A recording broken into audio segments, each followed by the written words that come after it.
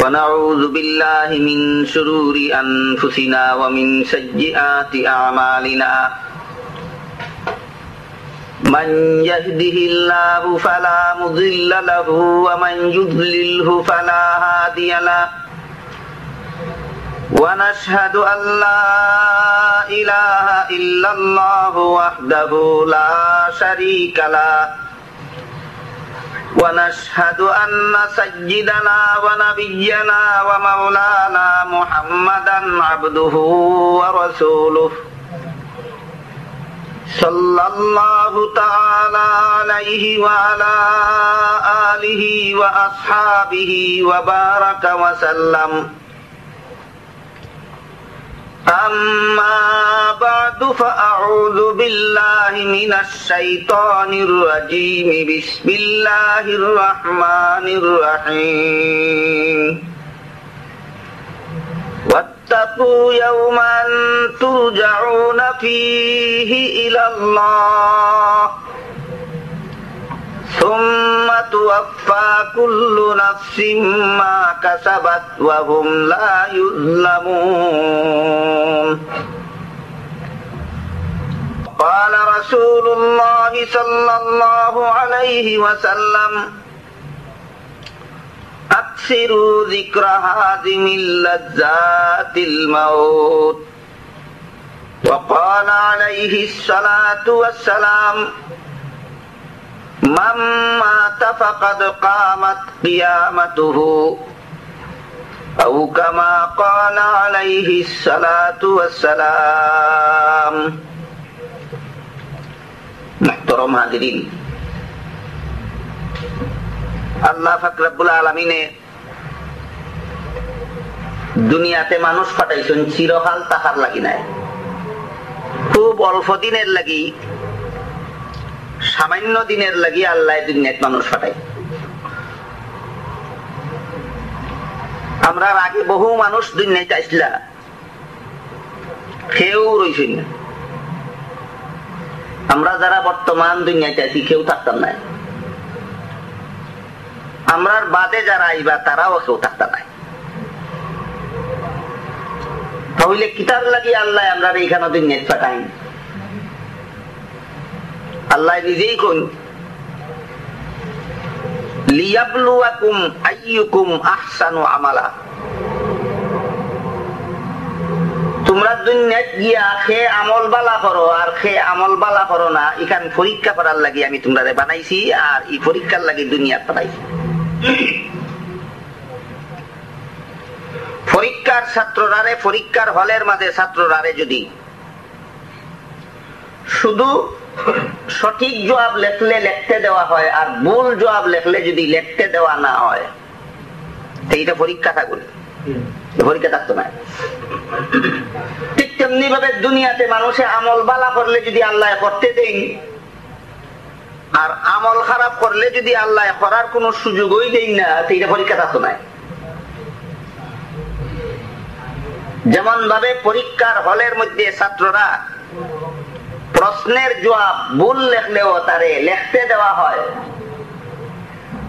তেমনি ভাবে দুনিয়াতে মানুষ আমল খারাপ করলেও আল্লাহর পক্ষ থেকে তারে খারাপ আমল করতে দেওয়া হয়। পরীক্ষার হলের মাঝে ছাত্রদেরকে ভুল কথা লিখতে দেওয়া হয়, কথার মানে এটা নাই যে তুমি পাস করবা। তোমারে লিখতে দেওয়া হয়েছে পরীক্ষার লাগি, কিন্তু ভুল লেখার কারণে তুমি ফেল করবা। তেমনি ভাবে দুনিয়াতে মানুষরে যে আল্লাহ যারা খারাপ কাম করতে চায় তারা করতে দেয়, এর অর্থ এই কথা না যে তুমি আল্লাহর পরীক্ষায় ফেল পাস করবাই, বরং এর অর্থ হইল তুমি আল্লাহর পরীক্ষা ফেল করবাই। আগে আমরা যেন দুনিয়াতে আল্লাহ যে পরীক্ষার লাগি পাঠাইছেন, এই পরীক্ষা আমল খারাপ করিয়া যেন আমরা ফেল না করি, আমল বালা করিয়া যেন আমরা আল্লাহর পরীক্ষা পাস করতাম পারি, এই কথা বুঝাইয়া দেওয়ার লাগি আল্লাহ লাখেরও বেশি নবী রসুল দুনিয়াতে পাঠাইছেন, আর 17 বেশি আসমানি কিতাব নাজিল হচ্ছেন। সমস্ত নবী রসুল পাঠাইয়া দুনিয়ার মানুষে এই কথা ওই বুঝাইছেন যে তোমরা ইচ্ছা করলে দুনিয়াতে খারাপ কাম করতে পারবাই, সুযোগ দিব আমি, কিন্তু পরীক্ষা ফেল করবায় পরকালে জাহান্নামে যাইবা। আর যদি পরকালের জাহান্নাম তাকি বাস্তায় চাও তে দুনিয়ার জীবনে নিজে চেষ্টা করিয়া নিজে ইচ্ছা করিয়া আমল বালা করতে হইবে। তাহলে আমি আল্লাহর পরীক্ষা ফেল করবায় পরকালের জাহান্নাম তাকি বাঁচবায় জান্নাতে যাইবায় যদি আমল বালা করো। এই কথা বুঝানির লাগি আল্লাহ কমের মাঝে 1,24,000 পয়গাম্বর দুনিয়াতে পাঠাইছে। 1,24,000 নবী রসুল আল্লাহ দুনিয়াতে পাঠাইছেন। দুনিয়ার মানুষ এই কথা বুঝানির লাগে খারাপ কাম করতে করতে পারবা কিন্তু জাহান্নামে যাইতে হইবে। আর জাহান্নাম থেকে বাঁচতে চাওতে আমল বালা করতে হইবে। ও কথা বুঝানির লাগি আল্লাহ সমস্ত নবী রসুল পাঠাইছে।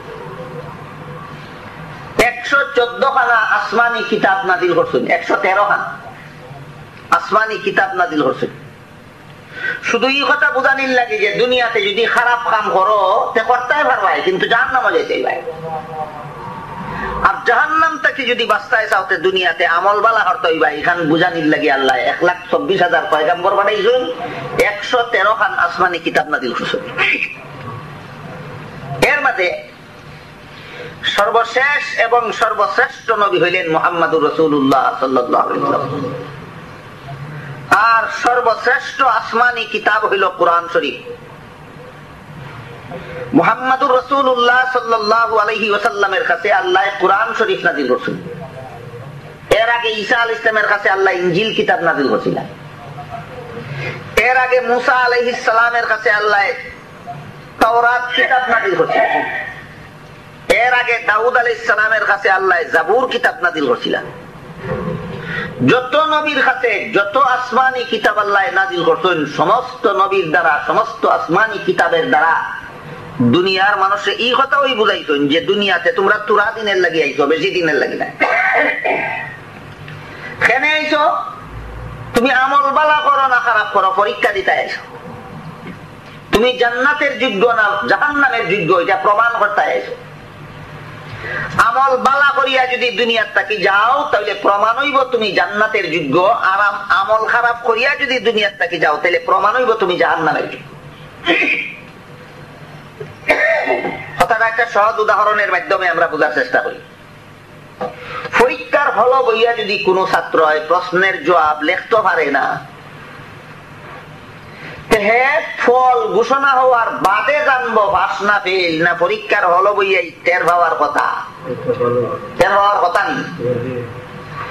দুনিয়ার জীবনে যদি কেউ দেখে যে আমি তো নামাজ রোজা ইবাদত বন্দেগী করি না, আমি তো সুদ ঘুষ মদ গাঞ্জা ছাড়ি না, হাসরের মাঠে দাঁড়াইয়া বুঝ পাইব হে দেশ তিনা জাহান্নামী না দুনিয়ার জমিনে দাঁড়াইয়া এই বুঝ পাওয়ার কথা।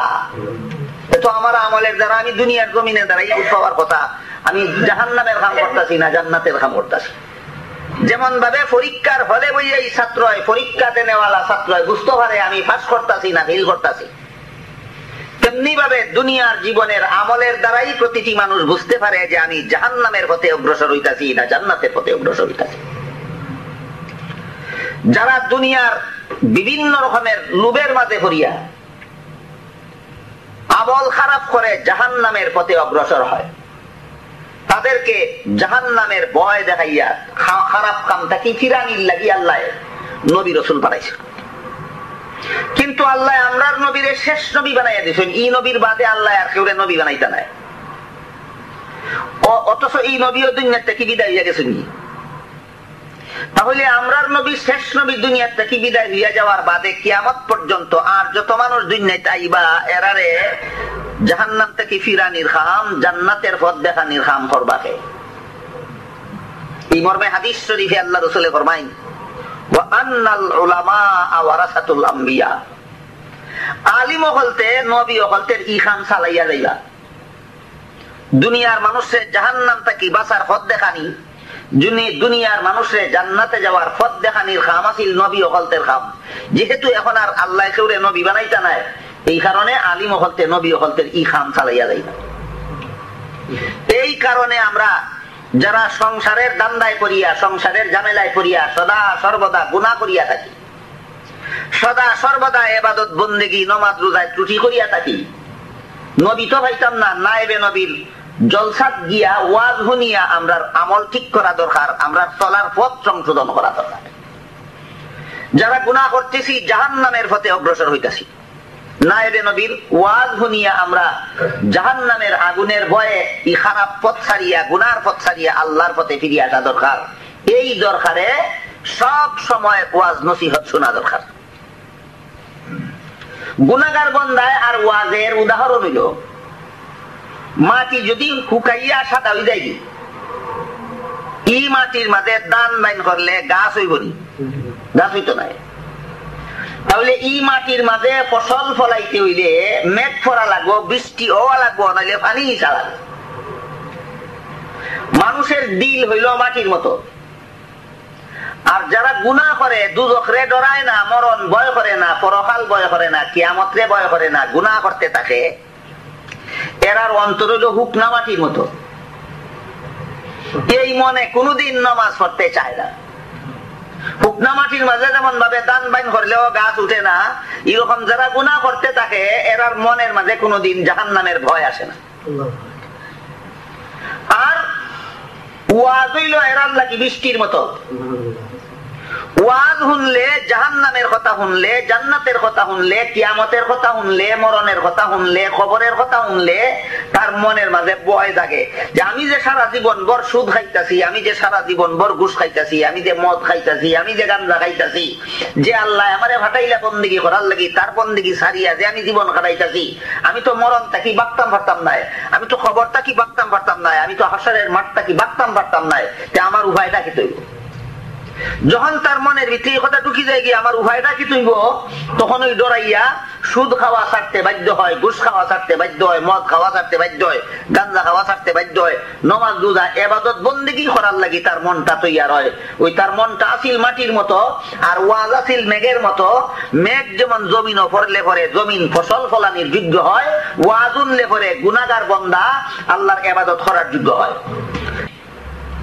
আশা করি কথা হানান বুঝিয়া থাকলে আপনারা ওয়াজের জরুরতটা বুঝতে পারছেন, ওয়াজের কতটুকু দরকার।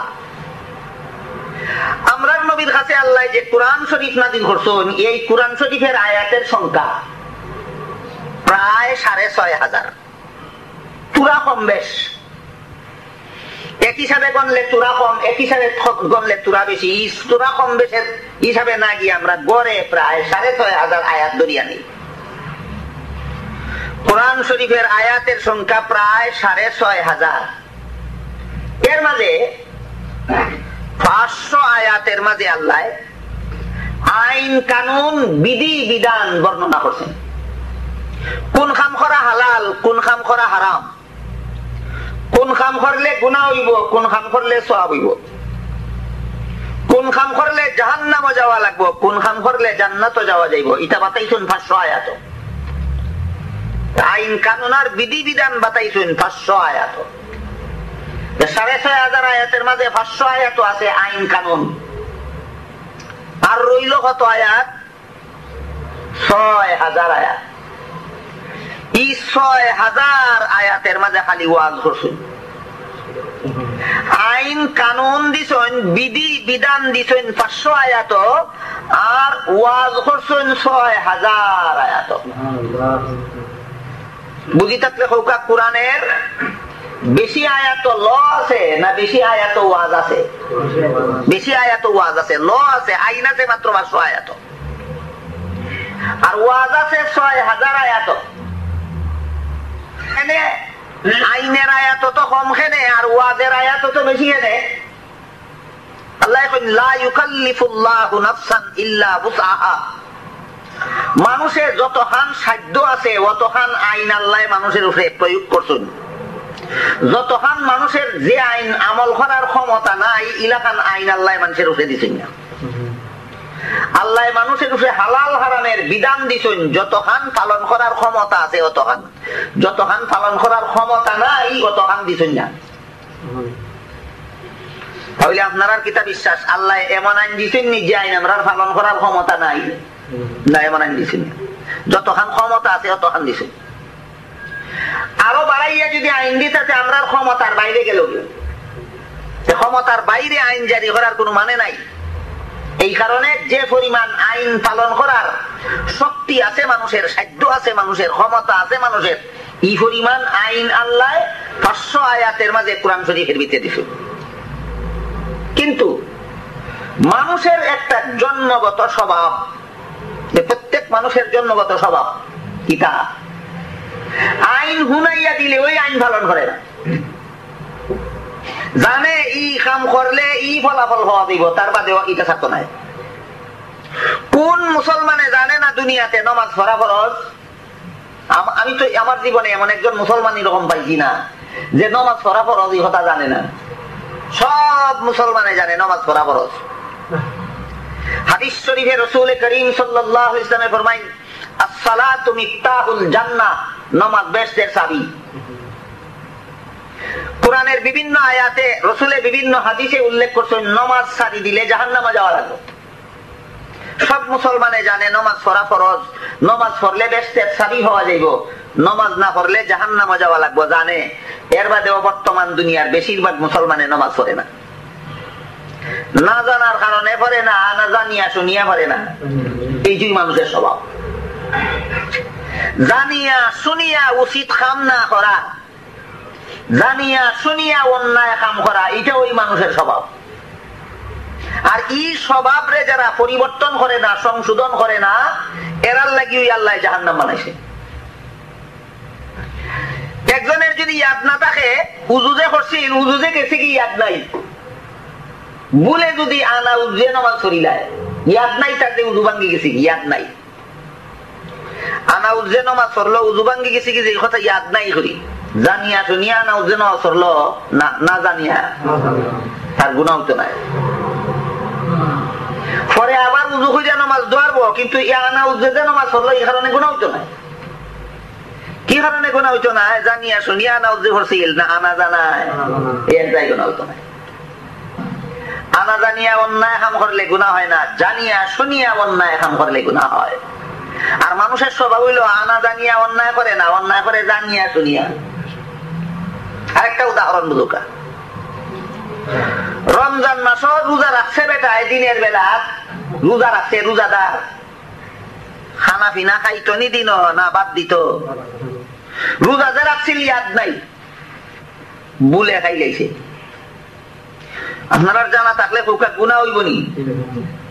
জানিয়া খাইছে, রোজা যে রাখছে এই কথা জানিয়া খাইছে না আনা জানিয়া খাওয়ার কারণে গুনাহ নেই। কিন্তু জানিয়া শুনিয়া যদি রোজা রাখে ওই না, রমজান মাস আইছে যে এই কথা জানে, এর বাদেও রোজা রাখছে না, তখন কি তৈব? দেউকা রোজা রাখছিল বেটায়, না জানিয়া খাইছে দিন গুনাহ নাই, কিন্তু রমজান মাস আইছে জানে, এর বাদেও রোজা রাখছে না, এখন গুনাহ। বুঝি থাকলে কৌকা মানুষে আনা জানিয়া গুনাহ করে না জানিয়া শুনিয়া গুনাহ করে। যারা সুদ খায় জানেনি সুদ খাওয়া হারাম, যারা ঘুষ খায় জানেনি ঘুষ খাওয়া হারাম, যারা মদ খায় জানেনি মদ খাওয়া হারাম, যারা গাঞ্জা খায় জানেনি গাঞ্জা খাওয়া হারাম, যারা নামাজ পড়ে না জানেনি নামাজ না পড়লে গুনাহ হয়, যারা রোজা রাখে না জানেনি রোজা না রাখলে গুনাহ হয়। জানে করে কেন? ওইটাই মানুষের স্বভাব, এটাই মানুষের খাসলত। জানিয়া শুনিয়া ভুল করবো, জানিয়া শুনিয়া অন্যায় করবো, জানিয়া শুনিয়া অপরাধ করবো, এটাই মানুষের স্বভাব। কাজেই 500 আয়াতের মাঝে যে আল্লাহ ল দিছেন, আইন কানুন দিছেন, হালাল হারামের বিধান দিছেন, এটা শুনাইয়া দিলাইলে জানাইয়া দিলাইলে ওই আমল করতে নাই, কারণ তার স্বভাব খারাপ আছে, সে জানিয়া শুনিয়া ওই উল্টা করবো। কথা বুঝলাম? 500 আয়াতে আল্লাহ কোরআনের 500 আয়াতে যে বিধি বিধান দিছেন, এই বিধি বিধান মানুষে শুনাইয়া দিলে, বুঝাইয়া দিলে, জানাইয়া দিলে ওই বিধান পালন করতো না, কারণ তার স্বভাবই হইল জানিয়া শুনিয়া হে উল্টা কাম করবো, এটা একটা স্বভাব। আর আল্লাহর আর একটা নিয়ম আছে, কেউ নিজের ইচ্ছায় বালা কাম করতে চায় না। তুমি যদি জোরে গারো দরিয়া করাও তে আল্লাহর কাছে কোনটা হইতো না। বালা কাম করিয়া আল্লাহর কাছে ফল পাইতো চাইতে নিজের ইচ্ছায় করতে হইব। বেটায় রোজা রাখতো চায় না, আপনি তার রুমের ভিতরে বরিয়া তালা মারি রাখি দিলা ফজরের আগে, সারাদিন এই রুমের তালাওই খুললা না, বেটায় পানিও ভাইলো না, খানিও ভাইলো না, সারাদিন না খাইয়া রইল, মাগরিবের আজানের সময় খুলিয়া তারে ভাঙি খাওয়াইলা, পাইবনি আল্লাহর কাছে কোনটা? কিতার লাগি দিন কোনো খাইছিল নি? আমার কথা বুঝলাম ভাইবনি রোজার পুরস্কার আল্লাহর কাছে কি তার লাগি এটা নিজের ইচ্ছায় না খাইয়া রয়েছে না, আপনি জোরে তারে না খাওয়াইয়া রাখাইছেন, আল্লাহর কাছে কোনটা হয়তো নাই। একটা সমস্যা আমি আপনাদের বুঝাইতাম চাইয়া, মানুষের স্বভাব হইল হালাল হারাম জানলেও মানে না, এটা মানুষের স্বভাব। আর আল্লাহর নিয়ম হইল জোরে মানাইলেও কামায় না। মানুষের স্বভাব হইল হালাল হারাম জানিয়াও মানে না, আর আল্লাহর নিয়ম হইল জোরে মানাইলেও কামায় না। নামাজ পড়তে চায় না, গাঢ় দরিয়া নামাজ পড়াইয়া দিলে আল্লাহর কাছে কোনটা হইতো না। রোজা রাখতে চায় না, আপনি জোরে খানা পিনা বন খুঁজে রাখলে আল্লাহর কাছে কোনটা হইতো না।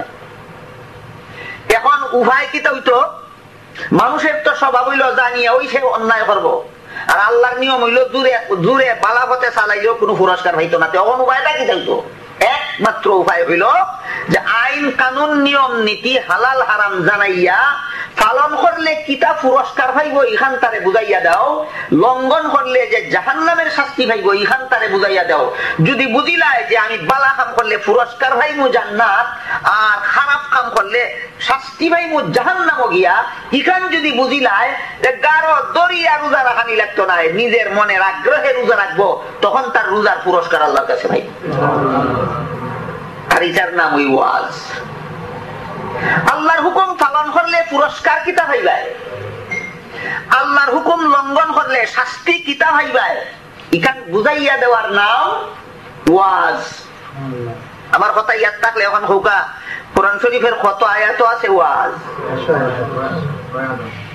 ৬,০০০। ৬,৫০০ আয়াতের মাঝে ৫০০ আয়াতে আছে বিধিবিধান, আর ৬,০০০ আয়াত আছে ওয়াজ। বিধিবিধানের আয়াত তো কমখানে আল্লাহ বিধিবিধান কমাইয়া দিতা যাতে মানুষে পালন করার ক্ষমতা থাকে। ওয়াজের আয়াত তো বেশি কেনে আল্লাহ তোমারে বুঝাইয়া শোনাইয়া তুমি মনের আগ্রহে আমল করতায়, তোমারে যেন গাঢ় দরিয়া আমল করানি না লাগে, বুঝাইয়া শোনাইয়া যদি আমল করানি লাগে তে সব সময় ওই জাহান্নামের ভয় দেখানি লাগবো, সব সময় ওই জান্নাতের সুসংবাদ দেওয়া লাগবো, সব সময় তারে বুঝানি লাগবো। বালা কাম করতে ব্যস্ত যাইবাই, খারাপ কাম করতে জাহান্নামে যাইবাই, বুঝানি তুই থাকতে হইব, বুঝানি ওই লাগবো, বুঝানি লাগবো। এই কারণে আল্লাহ পাক রব্বুল আলামিন কোরআন শরীফের ৫০০ আয়াতে বিধিবিধান দিয়া ৬,০০০ আয়াতের মাঝে ওয়াজ করছেন। ওয়াজ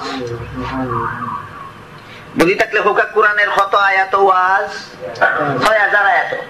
আইন কত আয়াত? ৫০০ আয়াত। আইনের আয়াত বেশি না ওয়াজের আয়াত বেশি? কিতার লাগি এই লোকার আইন জানাই দিলেই মানুষ আইন পালন করে না, এটাই মানুষের স্বভাব। আর জোরে পালন করাইলে পরকালে কোনো পুরস্কার পাইতো না, এটাই আল্লাহর নিয়ম। হাতেই মানুষের মনের আগ্রহে নিজের মনের খুশিতে আইন পালন করার একমাত্র ব্যবস্থা হইল ওয়াজ। ওয়াজ ছাড়া মানুষের মনে নিজের মনের আগ্রহে আইন পালন করার আর কোনো ব্যবস্থা নাই। এই কথাটা বুঝলে আরো একটা কথা বোঝা সহজ হয়ে যায়। কোরআনের আইনও আছে, যে দেশ কোরআনের আইনে শাসন হয়, এই দেশও কোনো চুরে চুরি খুঁজে যদি আদালত ধরা পড়ে আর সাব্যস্ত হয় চুরি করছি, তাহলে সরকারের উপর আল্লাহর আইন হইল চুরের আট কাটিল। কোন লোক অবিবাহিত অবস্থায় জিনা করিয়া যদি আদালত ধরা পড়ে আর আদালত সাব্যস্ত হয় জিনা করছে, কোরআনের আইনে কয় তারে ১০০ বেত লাগাও। কিন্তু ইমাম আবু হানিফা রাহমাতুল্লাহি আলাইহি ফরমায়, আদালত যদি চুরের আট কাটা যায় এতে পরকালের জাহান্নাম থেকে সে রেহাই পাবে না। আদালত যদি জিনাকাররে ১০০ বেত লাগানি হয় এতে সে জাহান্নাম থেকে রেহাই পাবে না। জাহান্নাম থেকে ওই দিন রেহাই পাইব যেই দিন জাহান্নাম রে ডরাইয়া আল্লাহর লগে ওয়াদা করবো, আল্লাহ চুরি করছিলাম, অপরাধ করছি, আর জীবনে চুরি করতাম না, তোমার লগে ওয়াদা করলাম, তখন হে জাহান্নামের শাস্তি থেকে রেহাই পাইব। যখন হে আল্লাহর লগে ওয়াদা করবো, আল্লাহ শয়তানের দুকাত করিয়া জিনা করছিলাম, জাহান্নামের শাস্তির যোগ্য হয়ে গেছি, আমি তোমার লগে ওয়াদা করলাম, আমি জাহান্নামে ডরাইলাম, আমি জাহান্নামের শাস্তিরে ডরাইলাম, তোমার লগে ওয়াদা করলাম ভবিষ্যৎ জীবনে আর কোনোদিন জিনা করতাম না, তাইলে সে জাহান্নাম থেকে রেহাই পাইব। আদালত সুরে রাত খাটা গেলে জাহান্নাম থেকে রেহাই পাইব নি? এখানে হাত কাটছে নিজের খুশিতে না ম্যাজিস্ট্রেটের চাপে? কোন মানুষের সাথে বলি আল্লাহ আইন পালন করলে আল্লাহর কাছে কোনো পুরস্কার নেই। কথা বুঝরানি দেখো। আবু হানিফা রহমতুল্লাহি আলাইহি আল্লাহর কোরআন কত গভীর ভাবে বুঝছেন আর কত গভীর ভাবে বুঝাইছেন, চিন্তা করে দেখো। এইটাই হানাফি মাযহাব। ইমাম আবু হানিফা রহমতুল্লাহি আলাইহি কোরআন যেভাবে বুঝছেন আর যেভাবে বুঝাইছেন এইভাবে আমল করার নাম ওই হানাফি মাযহাব। আমি তো আশা করি আমরা প্রায় সবাই হানাফি মাযহাবের মনে হয়, প্রায় সবাই হানাফি মাযহাব। কোরআন যেমন ভাবে আল্লাহ পাক রব্বুল আলামিন ৬০০০ আয়াত দিয়েছেন যাতে কারো দরিয়া আমল করানি না লাগে, নিজের খুশি মনে যাতে আমল করে। এখানে কারো দরিয়া আমল করানি লাগে এটার ফল পুরস্কার পরকালে পাইতাই না, যা ফল দুনিয়া ছেইলায়। আর নিজের খুশি মনে যদি আমল করতে ফল ভাইবাই পরকালে। এই কারণে ইমাম আবু হানিফা রাহমাতুল্লাহি আলাইহি ফরমায় যে তুমি যদি চুরি করা জিনা করার বাদে যদি তোমার আদালতে ১০০ বেত লাগানি হয়, এটার কারণে তুমি পরকালের জাহান্নাম থেকে রেহাই পাইতাই না। জাহান্নাম থেকে রেহাই পাইতে হইলে জাহান্নাম রে ডরাইয়া আল্লাহর লগে কন্টাক্ট করা লাগবো যে তুমি আমারে জাহান্নামের আযাব থেকে মাফ করে দিলাও, আমি তোমার লগে ওয়াদা করলাম আর কোনোদিন জিনা করতাম না। তখন সে জাহান্নাম থেকে নাজাত পাইব। বুঝি থাকলে খোকা, আদালত বেত লাগাইলে জাহান্নাম থেকে নাজাত পায় না আল্লাহর কাছে তওবা করলে জাহান্নাম থেকে নাজাত পায়? আল্লাহর কাছে তওবা করলে জাহান্নাম থেকে নাজাত পাইবে।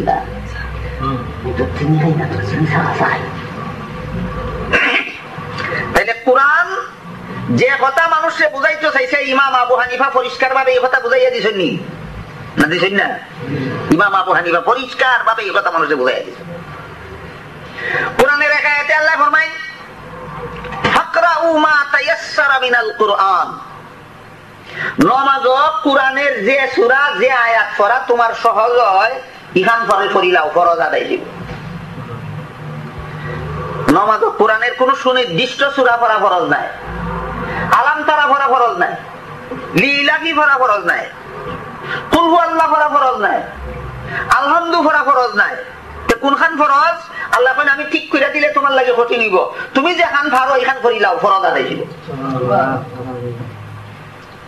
ফাকরাউ মা তায়াসসারা মিনাল কুরআন আছে নি আয়াত।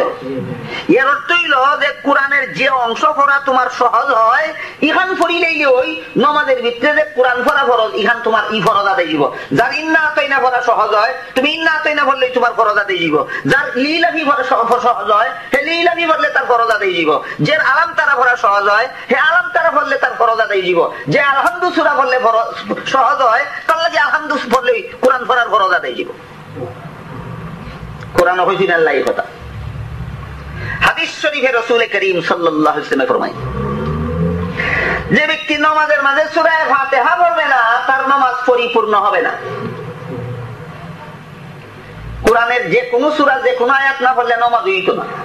আর আলহামদু না পড়লে নামাজ হইতো না, পুরোপুরি পরিপূর্ণ হইতো না, পরিপূর্ণ হইতো না।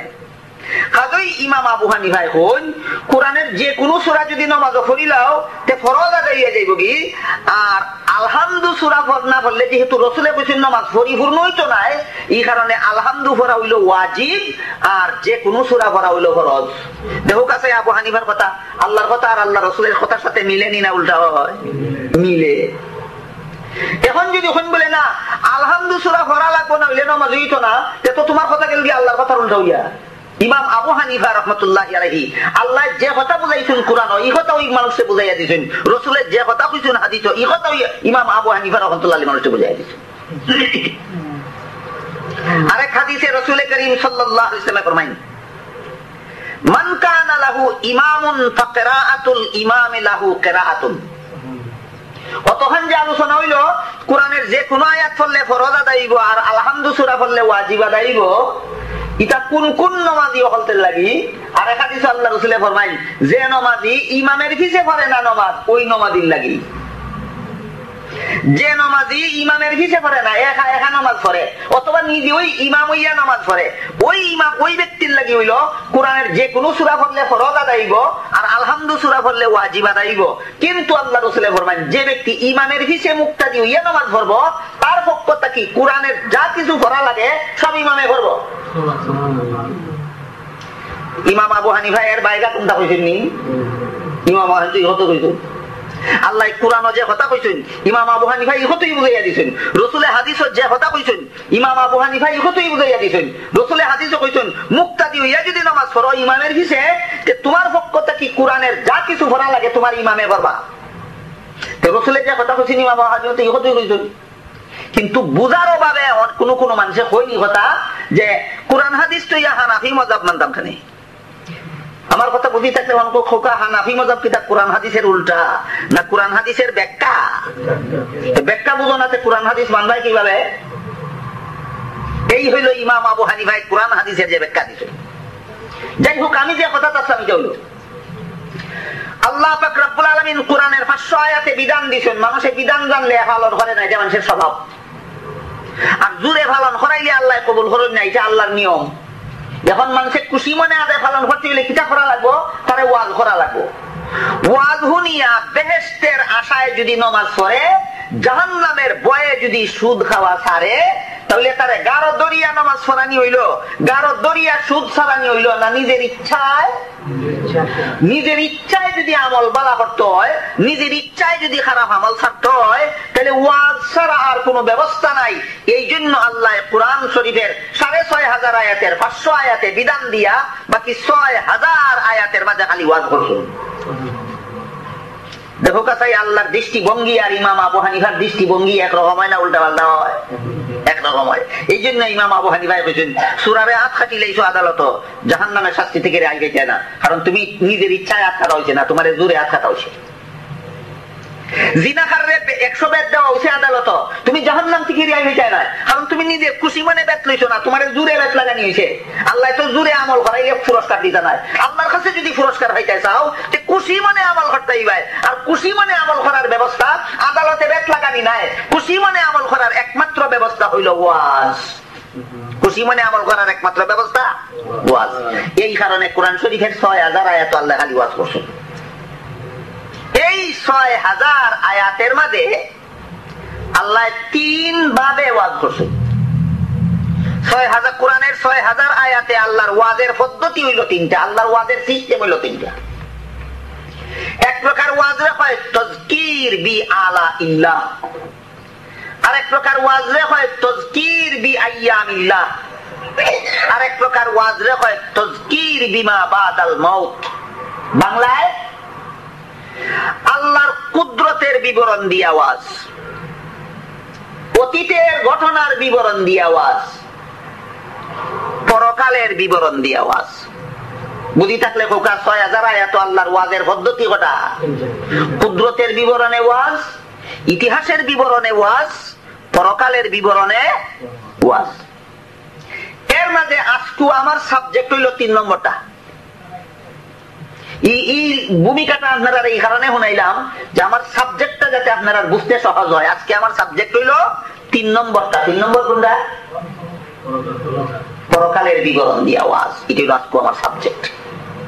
আজকে আমার আলোচ্য বিষয় হইল পরকালের বিবরণ দিয়া ওয়াজ। বিজ্ঞাপনে দেখে থাকবে আপনারা মরণে, কিয়ামতের আগে ও পরে।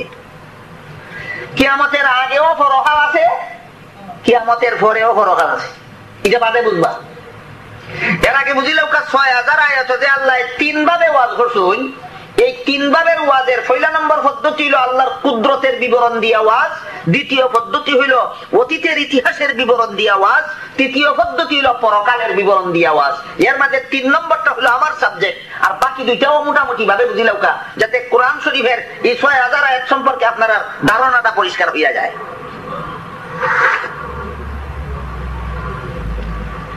আল্লাহর কুদরতের বিবরণ দিয়া এই 6000 আয়াতে যদি 3 ধরনের ওয়াজ হইয়া থাকে, তে গড়ে এক রকমের ওয়াজে কত আয়াত হয়?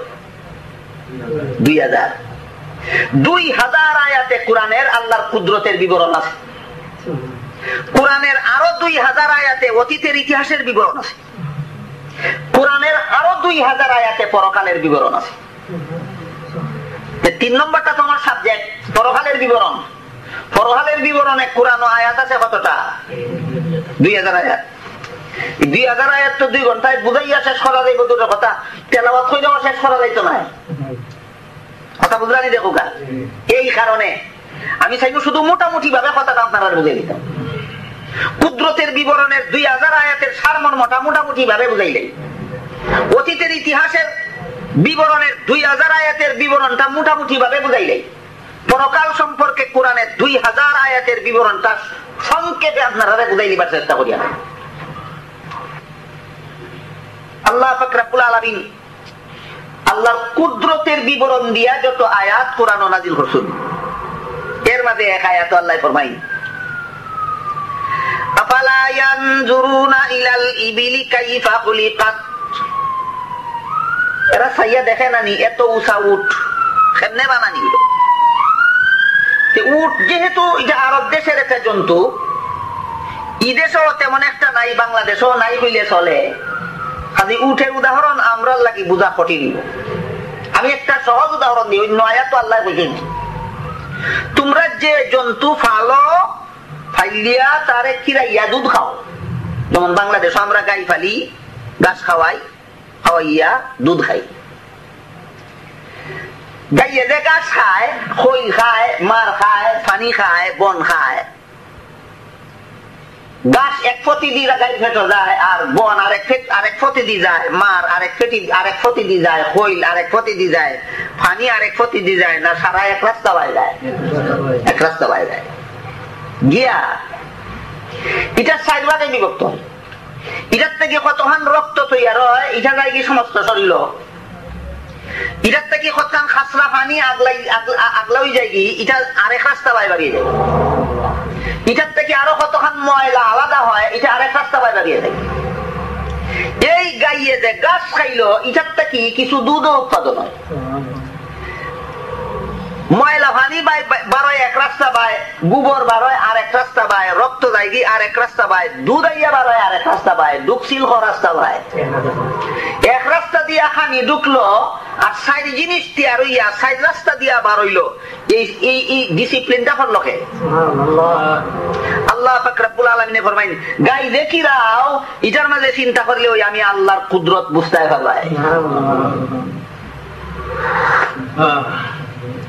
দুধ যদি যাইতো কি ভেসাবের রাস্তা বাইতে খাইতে ফেলাই, দুধের সাথে যদি কিছু গোবরও বাড়িয়ে আইতো ফেলাই দিনি খাইতে, রক্ত যেখান উৎপাদন হয়েছিল এখান যদি শরীর আটকিত না, গাইয়া গাছ খাইয়া গাইয়ের শরীরের মাঝে যে রক্ত হয়েছে এটা যদি শরীর না আটকিয়া গোবরের সাথে অথবা সেনার সাথে বাড়িয়ে যাইত কি গাই বাঁচো নিনি, যেটা আটকিলে বাঁচত ওইটারে আটকাইলাম, যেটা তোমার দুধের লগে মিশলে খাইতে পারতা না এটারে আগলা রাস্তায় বার করিয়া দিলাম, আর ওইটা যাতে তোমার দুধের সাথে মিশে না এই কারণে দুধ বারণির লাগে আলাদা রাস্তা বানাইয়া দিলাম। এর বাদেও চিনলাই না নি এটা কে করলো? আমি আল্লাহ করলাম। আল্লাহ কিভাবে ওয়াজ করলা? এখানে কুদরতের বিবরণ দিয়া। কিভাবে ওয়াজ করলা? কুদরতের বিবরণ দিয়া, অতীতের ইতিহাসের বিবরণ দিয়ে আল্লাহ আরো 2000 আয়াত ওয়াজ করে। এর মানে একটা উদাহরণ দিয়ে আপনারা,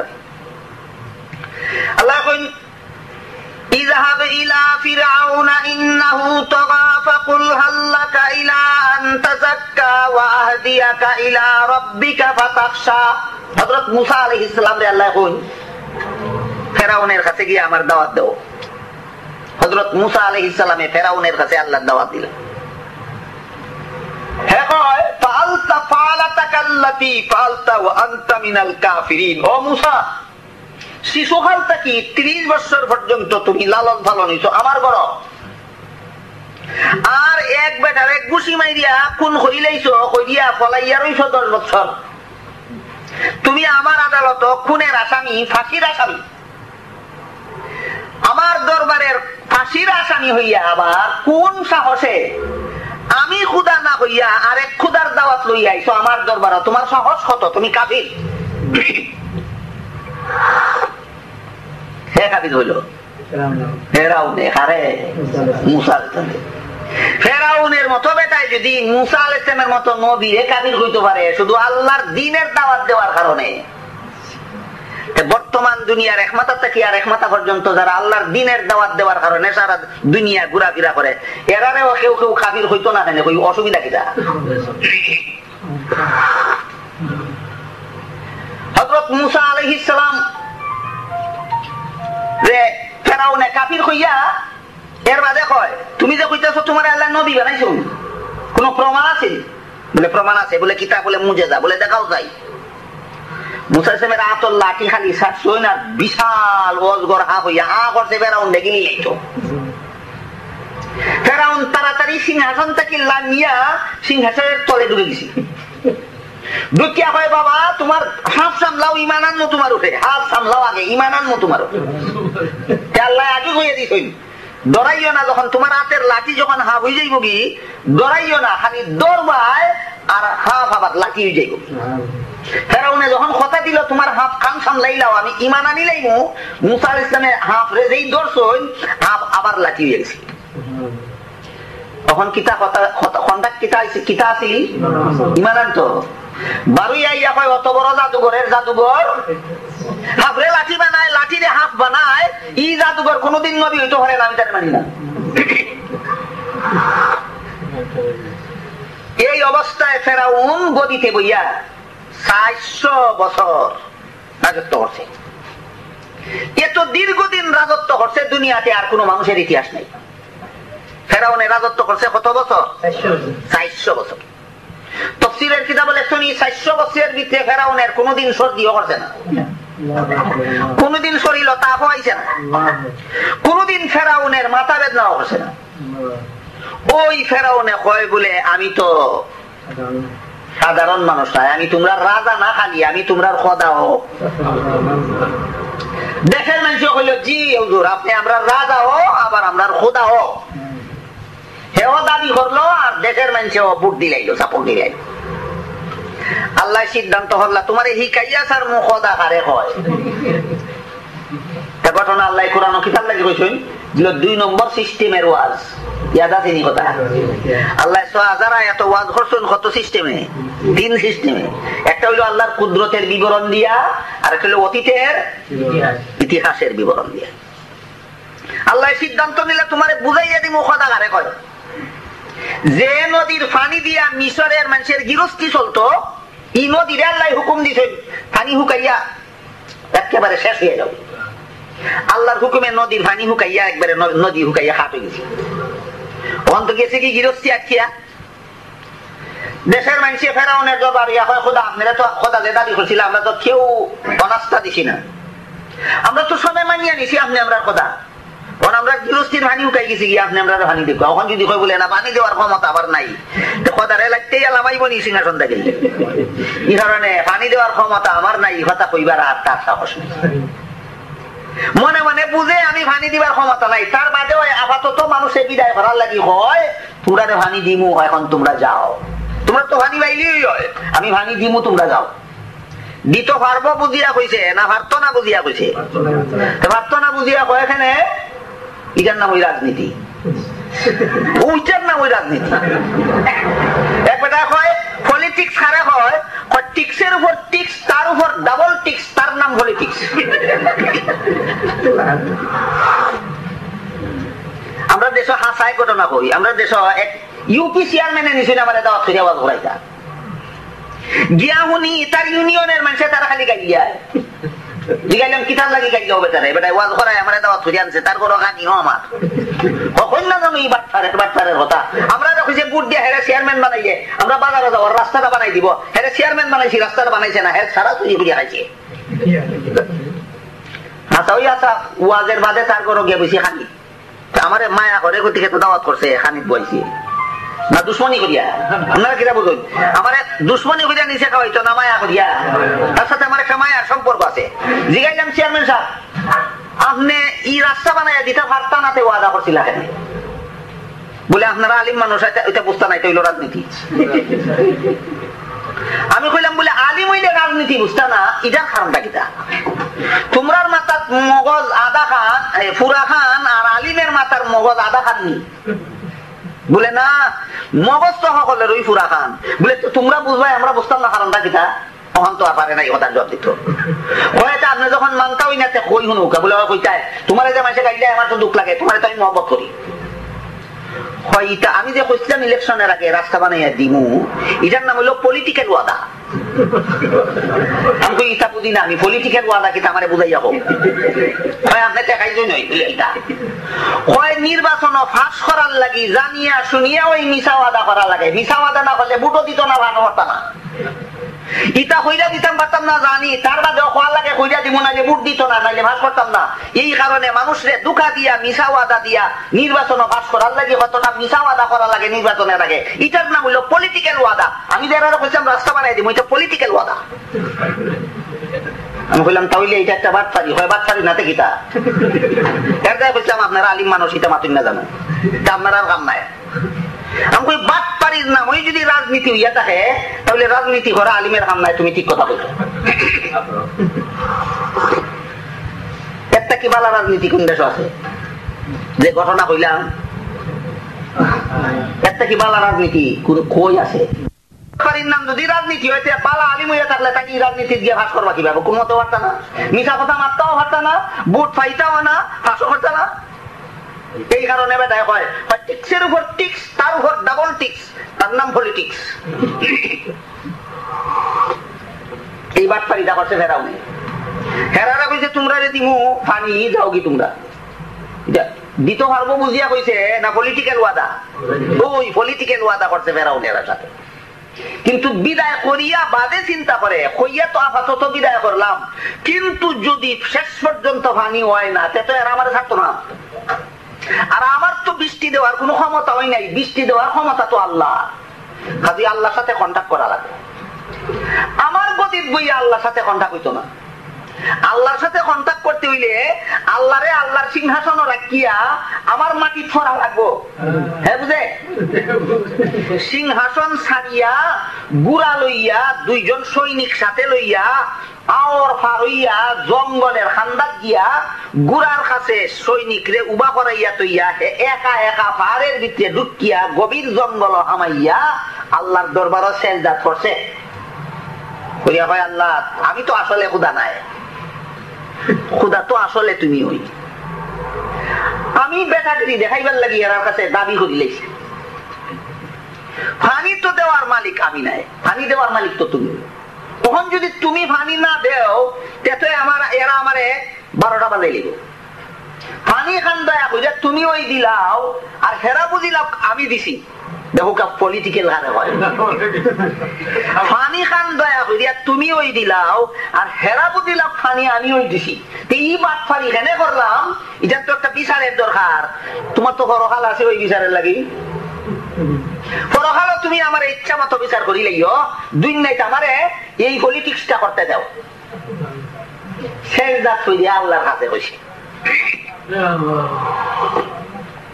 কইয়া শেষ দাঁতটা কি উঠিয়া ফিরত আর মনে মনে টেনশন। আল্লাহরে তো কইলাম আল্লাহ যদি দয়া কইরা কবুল করুন নাতে আমার কিতাব ভাইব। আল্লাহরে তো কইলাম যে পরকালে ইচ্ছা মতো আমার বিচার করি লাইও, কিন্তু দুনিয়াতে আমার বাটপারিটা ঠিক রাখতে দাও। যদি আল্লাহ আমার কথা কবুল করুন নাতে আমার কিতাব ভাইব। ই ফেরেশানি মনে লইয়া ফিরত আওয়ার পথে সর্বশেষ টিল্লার উপর আইছে। আর আল্লাহ একজন জিবরাইল ফেরেশতারে হুকুম দিয়া পাঠাইছেন যে একজন মানুষের সুরত দুইরা তার কাছে একটা বিচার চাও। একজন অসিনা মানুষের সুরত দুইরা জিবরাইল আইছেন, আইয়া কইন মহারাজ আমার এখন বিচার।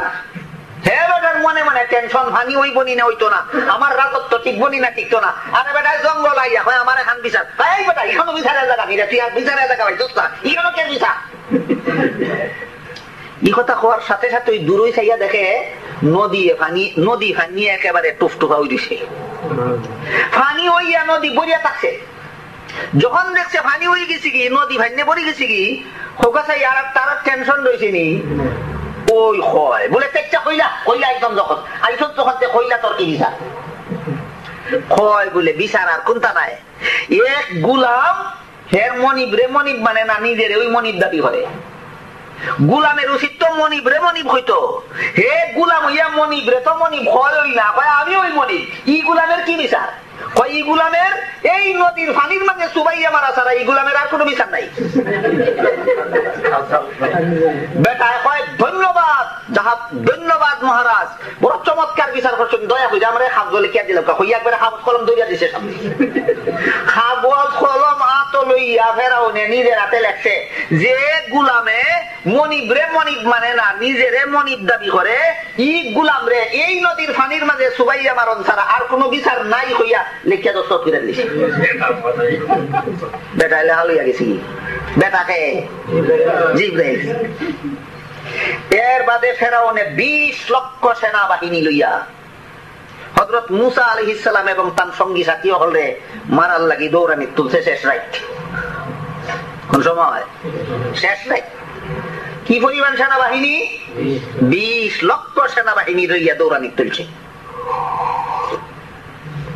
দৌড়তে দৌড়তে দৌড়তে দৌড়তে তারাও সংখ্যায় 18 লক্ষ।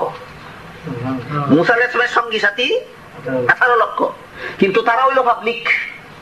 মুসা আলাইহিস সালামের 18 লক্ষ সঙ্গী সাথী হইল পাবলিক, আর ফেরাউনের 20 লক্ষ হইল সেনাবাহিনী। হোকাচায় 18 লক্ষ পাবলিক রে মারতে 20 লক্ষ সেনাবাহিনী লাগবে না? 2-4টা সৈনিক যথেষ্ট, 2-4টা সৈনিক যথেষ্ট। রাইতো ফুয়াইল দরিয়ার হারেও গিয়া ফসলা। আল্লাহ হুকুম দিলা আপনার লাঠি দিয়ে পানির মাঝে আঘাত করুকা। পানির মাঝে আঘাত করলা, পানি ফাঁক হইয়া পানির ফাঁকে ফাঁকে 12টা রাস্তা খুঁজে দিল। 12টা রাস্তা দিয়া 18 লক্ষ সঙ্গী সাথী মুসা সাহেবের নদী ভার হইয়া গেলা। পানি তখনও ভাগ হইয়া রাস্তা উগাই থাকছে। ফেরাউন 20 লক্ষ সেনাবাহিনী লইয়া নদীর ভার হইয়া যখন দেখে পানির ফাঁকে ফাঁকে রাস্তা হয়ে গেছে কি, আর এই রাস্তা বাই তাই ভার হইয়া গেছেন কি, ওই সেনাবাহিনীর অর্ডার দিল যে চলো, যে পানির ফাঁকের রাস্তা দিয়া মুসা নবী ভার হইয়া গেছেন, এই পানির ফাঁকের রাস্তা দিয়ে আমরাও ভার হইয়া তারপরে আমলা হবো। যেই মাঝখানো গেছে 20 লক্ষ সেনাবাহিনী লইয়া, আল্লাহ নদীর ভানির হুকুম দিলা যে আল্লাহর হুকুমে পাক হইয়া নবীরে রাস্তা দিছলাই, এই আল্লাহর হুকুমে পাক বন্ধ করিয়া এই 20 লক্ষ করে সুবাইয়া মারো। সুবানি খাইয়া অহন হয় আমি খুদা না, আমি খুদা না, মুসার খোদা ওই খুদা, হারুনের খোদা ওই খুদা। তখন জিব্রাইল কাগজ খান বার হয়ে দেখেন, খে খুদা খোঁজনে বাদে আগে দেখ ইটা কার লেখা, এই লেখাটা কার হাতের আগে দেখ। হয় এটা তো আমার হাতের লেখা দেখা যায়। বলে তোর কথা ওই জিজ্ঞাসলাম, আমি বেটা না, আমি জিব্রাইল, আল্লাহর হুকুমে গেছিলাম একটা বেটার নমুনা দুইটা। তোর কথা ওই জিজ্ঞাসলাম, তুই গুলাম হইয়া আল্লাহরে আল্লাহ মানুষ না, নিজেরে খোদা দাবি করস, তোর হাতে লিখে দিস এই ভানির মাঝে সুবাই আমার অনসারা, তার কোনো বিচার নাই, তোর রায় মতো আজ কোতরে শাস্তি দেওয়া হলো। কার ঘটনা শুনলা? আল্লাহ এই সব ঘটনা কোরআনে বাতাইছেন। কত নম্বর সিস্টেমের ওয়াজ? 2 নম্বর। কোরআন শরীফের 6000 আয়াতে আল্লাহ পাক রব্বুল আলামিন দুনিয়ার মানুষকে ওয়াজ করছেন। এর মাঝে ওয়াজের সিস্টেম হলো 3টা। একটা হলো আল্লাহর কুদরতের বিবরণ দিয়া ওয়াজ, আর একটা হলো অতীতের ঘটনার বিবরণ দিয়া ওয়াজ, আর একটা হলো পরকালের বিবরণ দিয়া ওয়াজ। আগের দুইটা উদাহরণ ভাইলেইলা, যখন আমরা মূল সাবজেক্টের দিকে যাই। পরকালের বিবরণ দিয়ে আল্লাহ কোরআনের প্রায় 2000 আয়াতের মাঝে ওয়াজ করছেন। এটা হলো আজকুর আমার সাবজেক্ট, কিয়ামতের আগে ও পরে। হাদিস শরীফে রাসূল করিম সাল্লাল্লাহু আলাইহি ওয়াসাল্লাম ফরমায়, মান মাতা ফাকাদ কামাত কিয়ামাতুহু। কিয়ামত 2 প্রকার, একটা সমস্ত মানুষের কিয়ামত, আর একটা যার যার কিয়ামত। সমস্ত মানুষের কিয়ামত কোনদিন হইব? যেদিন ইসরাফিল ফিরিস্তায় সিংহার মাঝে ফুক দিবা, সারা দুনিয়ার মানুষ পশু মরিয়া সাফ হয়ে যায়, আসমান জমিন ভাঙ্গিয়া চুরমার হইয়া যায়। এই দিনটা হইল সমষ্টিগত কিয়ামত, সমস্ত মানুষের কিয়ামত। আল্লাহ রাসূল ফরমায় আর একটা কিয়ামত আছে, এটা দেখা হয় যার যার কিয়ামত।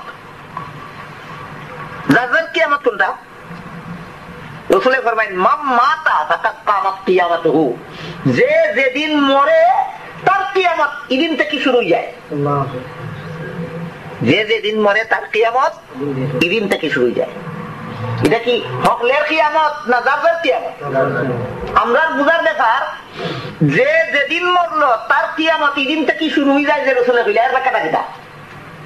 হাদিস শরীফে রাসূল করিম সাল্লাল্লাহু আলাইহি ওয়াসাল্লাম ফরমায়,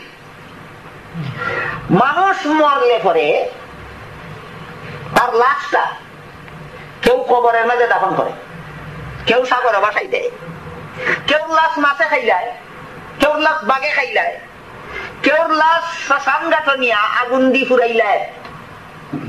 কিন্তু হাদিস শরীফে আল্লাহ রাসূল ফরমায়, লাশ জেসা খানো রাখো, জেসা বাই যাও, চাই খবরের মাটির সাথে মিশে যাও, চাই শ্মশান ঘাট আগুন দিয়া ফুরি যাও, চাই সাগরের মাছের পেটে হজম হয়ে যাও, চাই জঙ্গলের বাঘের পেটে হজম হয়ে যাও। মানুষের শরীরের মাঝে একটা অংশ আছে যে আগুন দিয়া ফুরাইলেও ছাই হয় না, মাটির মাঝেও মিশে না, বাঘের পেটেও হজম হয় না, মাছের পেটেও হজম হয় না। এই অংশটা আল্লাহর তত্ত্বাবধানে হেফাজতে তাকিয়া যায়।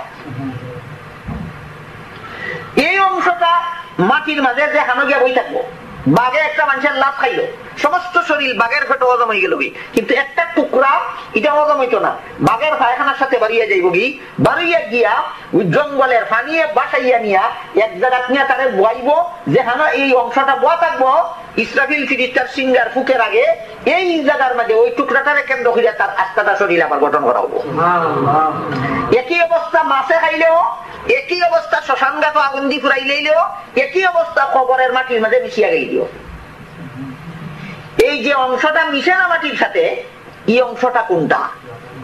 অন্য হাদিসে হযরত রাসূল করিম সাল্লাল্লাহু আলাইহি ওয়াসাল্লাম ফরমায়, বাবার শরীরের এক বিন্দু পানি মায়ের শরীরের আরেক বিন্দু পানির সাথে একত্র হইয়া যখন মায়ের গর্ভতলিতে যায়, তখনই আল্লাহ একজন ফিরিস্তা পাঠাই দেন, এই দুই বিন্দু পানি দিয়া আরেকটা জিনিস তার মাঝে মিয়াইয়া খাইবা নাইতা।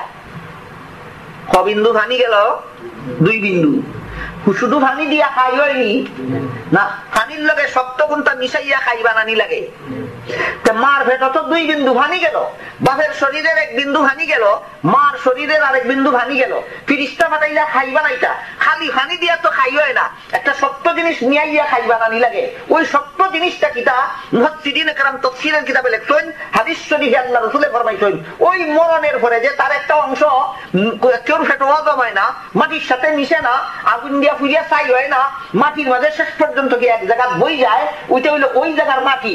ফিরিস্তায় মানুষের মরণের পরে যেখানে তারে খবর দেওয়া হইব, যে শ্মশান ঘাটে তারে ঘুরাইয়া দেওয়া হইব, যে বাঘে খাইয়া ওই খানো তারে পায়খানা করবো, যে মাছে খাইয়া সাগরের তলাপ তারে পায়খানা করবো, হকান তাকি এক বিন্দু মাটি আনিয়া ফিরিস্তায় তার মায়ের গর্ভস্থ দুই বিন্দু পানির সাথে এক বিন্দু মাটি মিশাইয়া খাই করুন। কথা বললাম নি দেহুকা। জন্ম হয়েছিল বেটার বাংলাদেশ, এরপরে আইসে ব্রিটেন, আইয়া এখানে রয়ে গেছে কি স্থায়ী বাসিন্দা। এর বাদে মরছে, মরার বাদে ব্রিটেনের এক গুরুস্থান নিয়ে হাতারে খবর দেওয়া হয়েছে। ঘটনা কিটা, বাংলাদেশের মার গর্বের মাঝে যখন বাপের শরীরের হাড়ি বিন্দু ঢুকছিল, ওই সময় ফিরিস্তা হারাইটা যে আল্লাহ হইয়া দিসলা যে এই বাংলাদেশের ই বেটির ভেতর মাঝে ওই ব্রিটেনের অমুক জায়গার মাটি এনে মিশাইয়া খাইবে না। খাসি বেটায় জানিয়া হোক না জানিয়া হোক, বুঝিয়া হোক না বুঝিয়া হোক, ইদেশ আইতইব আর ইদেশে তার মরণ হইতইব আর ইদেশে তার খবর হইতইব। এখন হোকা কত জিনিসে খাই হইল? তিনটা। বাবার শরীরের এক বিন্দু পানি, মার শরীরের আরেক বিন্দু পানি, আর মরণের পরে তারা যেখানে খবর দেওয়া এই জায়গার এক বিন্দু মাটি মিয়াইয়া তার খাই করা হইল। ফিরিস্তায় এই তিনটা জিনিস একত্র করে দিয়েছে রে, শান্তে তা হই একাধারে 40 দিন পর্যন্ত। 40 দিন শানলে পরে এই পানির বিন্দু আর মাটির বিন্দু খাইয়া এটা রক্তের বিন্দুতে পরিণত হয়। আরো 40 দিন ফিরিস্তায় মেহনত করতে থাকেন, আরো 40 দিনের মেহনত এটা গোষ্ঠের টুকরায় পরিণত হয়। আরো 40 দিন মেহনত করতে থাকেন, আরো 40 দিনের মেহনতে এটার ভিতরে আড্ডি গজায়, আরো 40 দিনের মেহনতে এটার ভিতরে রু হয়, আরো 40 দিনের মেহনতে নাক মুখ খাম চোখ চুল এটা গজায়, আরো 40 দিনের মেহনতে ভূমিষ্ঠ হওয়ার সুযোগ হয়, আরো 40 দিনের মেহনতের পরে মায়ের গর্ভ থেকে ভূমিষ্ঠ হয়ে আসে। তাহলে এখন এই আদিস বুঝি থাকলে খোকা মানুষের মরণের পরে কোন জায়গার তার খবর হইব? মার গর্ভের মাঝে ফিরিস্তায় যে জায়গার মাটি আইন আমি চাইছিলাম ওই জায়গার মাঝে তার খবর হইব, ওই জায়গার মাঝে তার শ্মশান ঘাট হইব, ওই জায়গার মাঝে বাঘে খাইয়া তারে ভাগানা করবো, ওই জায়গার মাঝে মাছে খাইয়া তারে ভাগানা করবো, যে জায়গার মাটি তার মার গর্ভের মাঝে আমি সানিয়েছি। হাদিস শরীফে যে রাসূল করিম সাল্লাল্লাহু আলাইহি ওয়াসাল্লাম ফরমায়, মান মাতা ফাকাদ কামাত কিয়ামাতুহু, যে যেদিন মরল তার কিয়ামত সেদিন থেকেই শুরু হইয়া যায়। তার ব্যাখ্যা হইল যে মানুষ মরলে পরে যেখানেই যাও, খবরও যাও, শ্মশান ঘাটও যাও, বাঘের ভেটো যাও, মাছের ভেটো যাও, যেখানেই যাও, শরীরটা মিশে যাইতে পারে মাটির সাথে, আপনারা মানে কিতা কয় রু মিশি যায়নি, রু মরি যায়নি, রু মরে না। রুর সাথে মাটির সাথে মিশিয়া যাওয়ার শরীরের একটা সম্পর্ক থাকে। এটা একটা কঠিন কথা, একটু মনোযোগ দিলে আশা করি আপনারা বুঝিলে যা। মানুষের একটা হইলো দুনিয়ার জীবন, একটা হইলো খবরের জীবন, আর একটা হইলো আখিরাতের জীবন। দুনিয়ার জীবনের ব্যবস্থা হইলো সুখ দুঃখ যদি কোনো মানুষের দিতা চাই তার রু লাগা হইতা না। শরীরের মাঝে আঘাত করলে ওই রুয়ে দুঃখ পাইব, শরীরের মাঝে খেদমত করলে ওই রুয়ে আরাম পাইব। তাহলে দুনিয়ার জীবনে মানুষের সুখ দুঃখের সম্পর্ক ডাইরেক্ট শরীরের সাথে আর ইনডাইরেক্ট রুর সাথে। কথা বোঝা নিয়ে যাবো। এর সম্পূর্ণ বিপরীত হইল খবরের জীবন। কোন খবরবাসীরে যদি আপনি আরাম দিতে চাই তার শরীর টুকাইয়া হইতা নাই। দুনিয়াতে যেমন কোন মানুষে আরাম দিতে চাইলে তার রু টুকাইয়া হইতা নাই, ব্যবহার করা লাগবো শরীরের সাথে। ঠিক বিপরীত অবস্থা হইল খবর জীবন। খবর জগতে যদি কোনো মানুষে আপনি আরাম দিতে চাই তার শরীর টুকাইয়া হইতা না, ব্যবহার করতে হইব রুর সাথে। রুর সাথে কিতা ব্যবহার?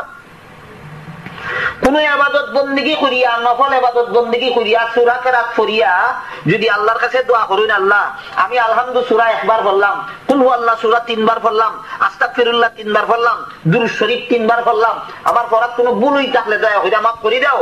আর এর সওয়াব খান আমার মার রূহ রূপে পৌঁছাই দাও, আমার বাবার রুহানি রূপে পৌঁছাই দাও, আমার মুর্দে গানের রুহানি রূপে পৌঁছাই দাও। আল্লাহ রাসূল ফরমাইন ই কাম করার কারণে তোমার মা কতখান আরাম পাইন শুনো, তোমার বাবা কতখান আরাম পাইন শুনো।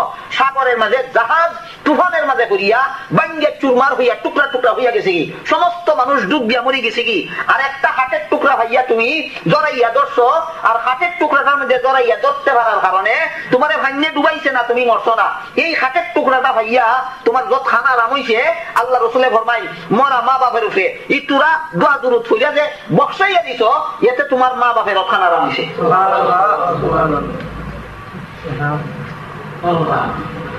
আইলো যখন কথাটা জানতে কথা হইলি,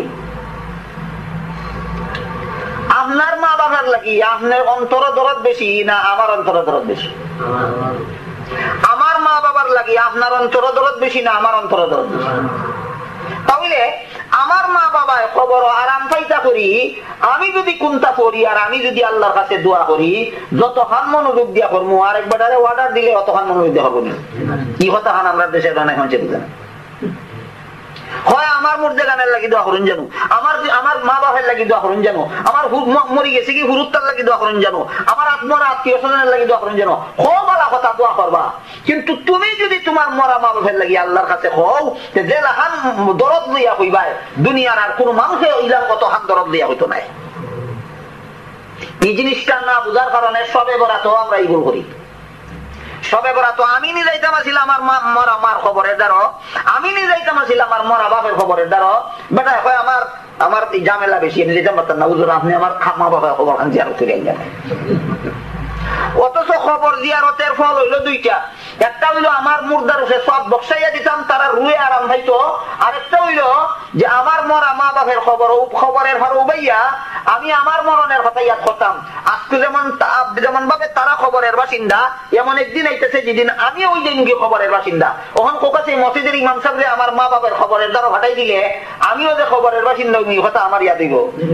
এর মানে কিটা মরণের কথা ইয়াদ করা লাগে ইমাম সাহেব আপনি করুক গিয়া, আমি মরণের কথা ইয়াদ করারও দরকার নাই, দোকানটা পালিয়া যাওয়ারও দরকার নাই। সেই হইল আমরার অবস্থা। এই কারণে কথা সবগুলি ভালো রকম বুঝিয়ে রাখা দরকার। হযরত রাসূল করিম সাল্লাল্লাহু আলাইহি ওয়াসাল্লামে যে ফরমাই মান মাতা ফাকাদ কামাত কিয়ামাতুহু, যে যেদিন মরল তার কিয়ামত এদিন থেকেই শুরু হইল। তার ব্যাখ্যা কিটা? তার ব্যাখ্যা হইল যে দুনিয়ার জীবনে শরীরের সাথে সম্পর্ক হইল ডাইরেক্ট, রুহের সাথে সম্পর্ক হইল ইনডাইরেক্ট। খবরের জীবনে রুহের সাথে সম্পর্ক হইল ডাইরেক্ট, শরীরের সাথে সম্পর্ক হইল ইনডাইরেক্ট। দুনিয়ার জীবনে রুহ হওয়া যায় না তো কাইয়া, শরীরের সাথে ওই ব্যবহার করা লাগে। শরীরের সাথে ব্যবহার করলে রুহে আরাম পায়, বালা ব্যবহার করলে শরীরের সাথে খারাপ ব্যবহার করলে রুহে কষ্ট পায়। আর খবরের জগৎ শরীর তো কাইয়া পাওয়া যায় না, রুহের সাথে ওই ব্যবহার করা লাগে। দোয়া দুরূদ ফিরা যদি রুহানি রুহে বসাইয়া দাও, শরীর যে মাটির সাথে মিশি মিশি ওইখান থেকে ওই শরীরে আরাম পায়। তুমি দেখো না আমার বাবার খবরের মাটির সাথে যে আমার বাবার শরীর মিশি গেছে, ওইখানে তাকিয়ে ওই আমার বাবায় আরাম পাই আমি দেখি না। এটার নাম ওই খবরের জগৎ। গেল কবরের মানুষে আরাম দেওয়ার ব্যবস্থা। কিতা আরাম দেওয়ার ব্যবস্থা? দোয়া দুরুদ ফইরা বক্সাইয়া দিলে মুর্দার নামে কবরের মুর্দার রুয়ে আরাম পায়। ওখান হুনকা মুর্দারে কষ্ট দেওয়ার ব্যবস্থা আছে। মুর্দারে কষ্ট দেওয়ার ব্যবস্থা কিতা?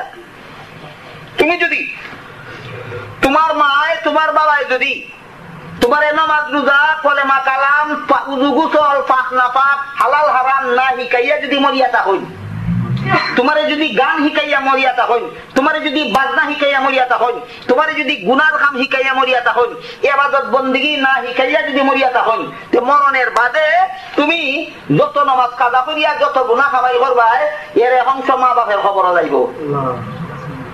যত গান শুনবাই এর গুনার এক অংশ তোমার মরা মা বাপের খবর যাইব। যত বাজনা শুনবাই এর গুনার এক অংশ তোমার মরা মা বাপের খবর যাইব। তখন মরা মা বাপের খবর থাকিয়া যখন তোমার গুনার অংশ অকল ভাইতে থাকবা তখন তার আরাম লাগবে না কষ্ট হইব? কষ্ট হইব। বুঝি থাকলে হোকা আমরা সকলে ওই আমরা মুর্দে গান্ডে আরাম দেই না অনেকে কষ্ট দেই? কষ্ট দিই। এই কারণে হাদিস শরীফে হযরত রাসূল করিম সাল্লাল্লাহু আলাইহি ওয়াসাল্লাম ফরমায় মানুষ যখন মরি যায় তখন তার আমল নামা বন্ধ হয়ে যায়, কিন্তু 3 দল মানুষ মরলে বাদেও তার আমল বন্ধ হয় না। এর মধ্যে একদল যারা এমন কাজে দান করিয়া মরলো, ই খাম জানি তাকে ই বেটা মরলে পরেও ই নেক খামের সব তার খবরে বসতে থাকবো। যেমন দরকার মসজিদ বানানির খামে সাহায্য করলো বেটায়, সাহায্য করার বাদে বেটা মরি গেল। মরি যাওয়ার পরে এই মসজিদ যে মসজিদ দান করিয়া মরছিল ই মসজিদ যতদিন পর্যন্ত যত মানুষে নমাজ পড়বা সকলে নমাজ পড়িয়া যে সওয়াব যে বেটায় দান করিয়া মরছিল সব সময় বসতে থাকবো ই বেটার খবর এই পরিমাণ সওয়াব। আল্লাহ রাসূল সাল্লাল্লাহু আলাইহি ওয়াসাল্লাম ফরমায় তেমনি ভাবে যে ব্যক্তি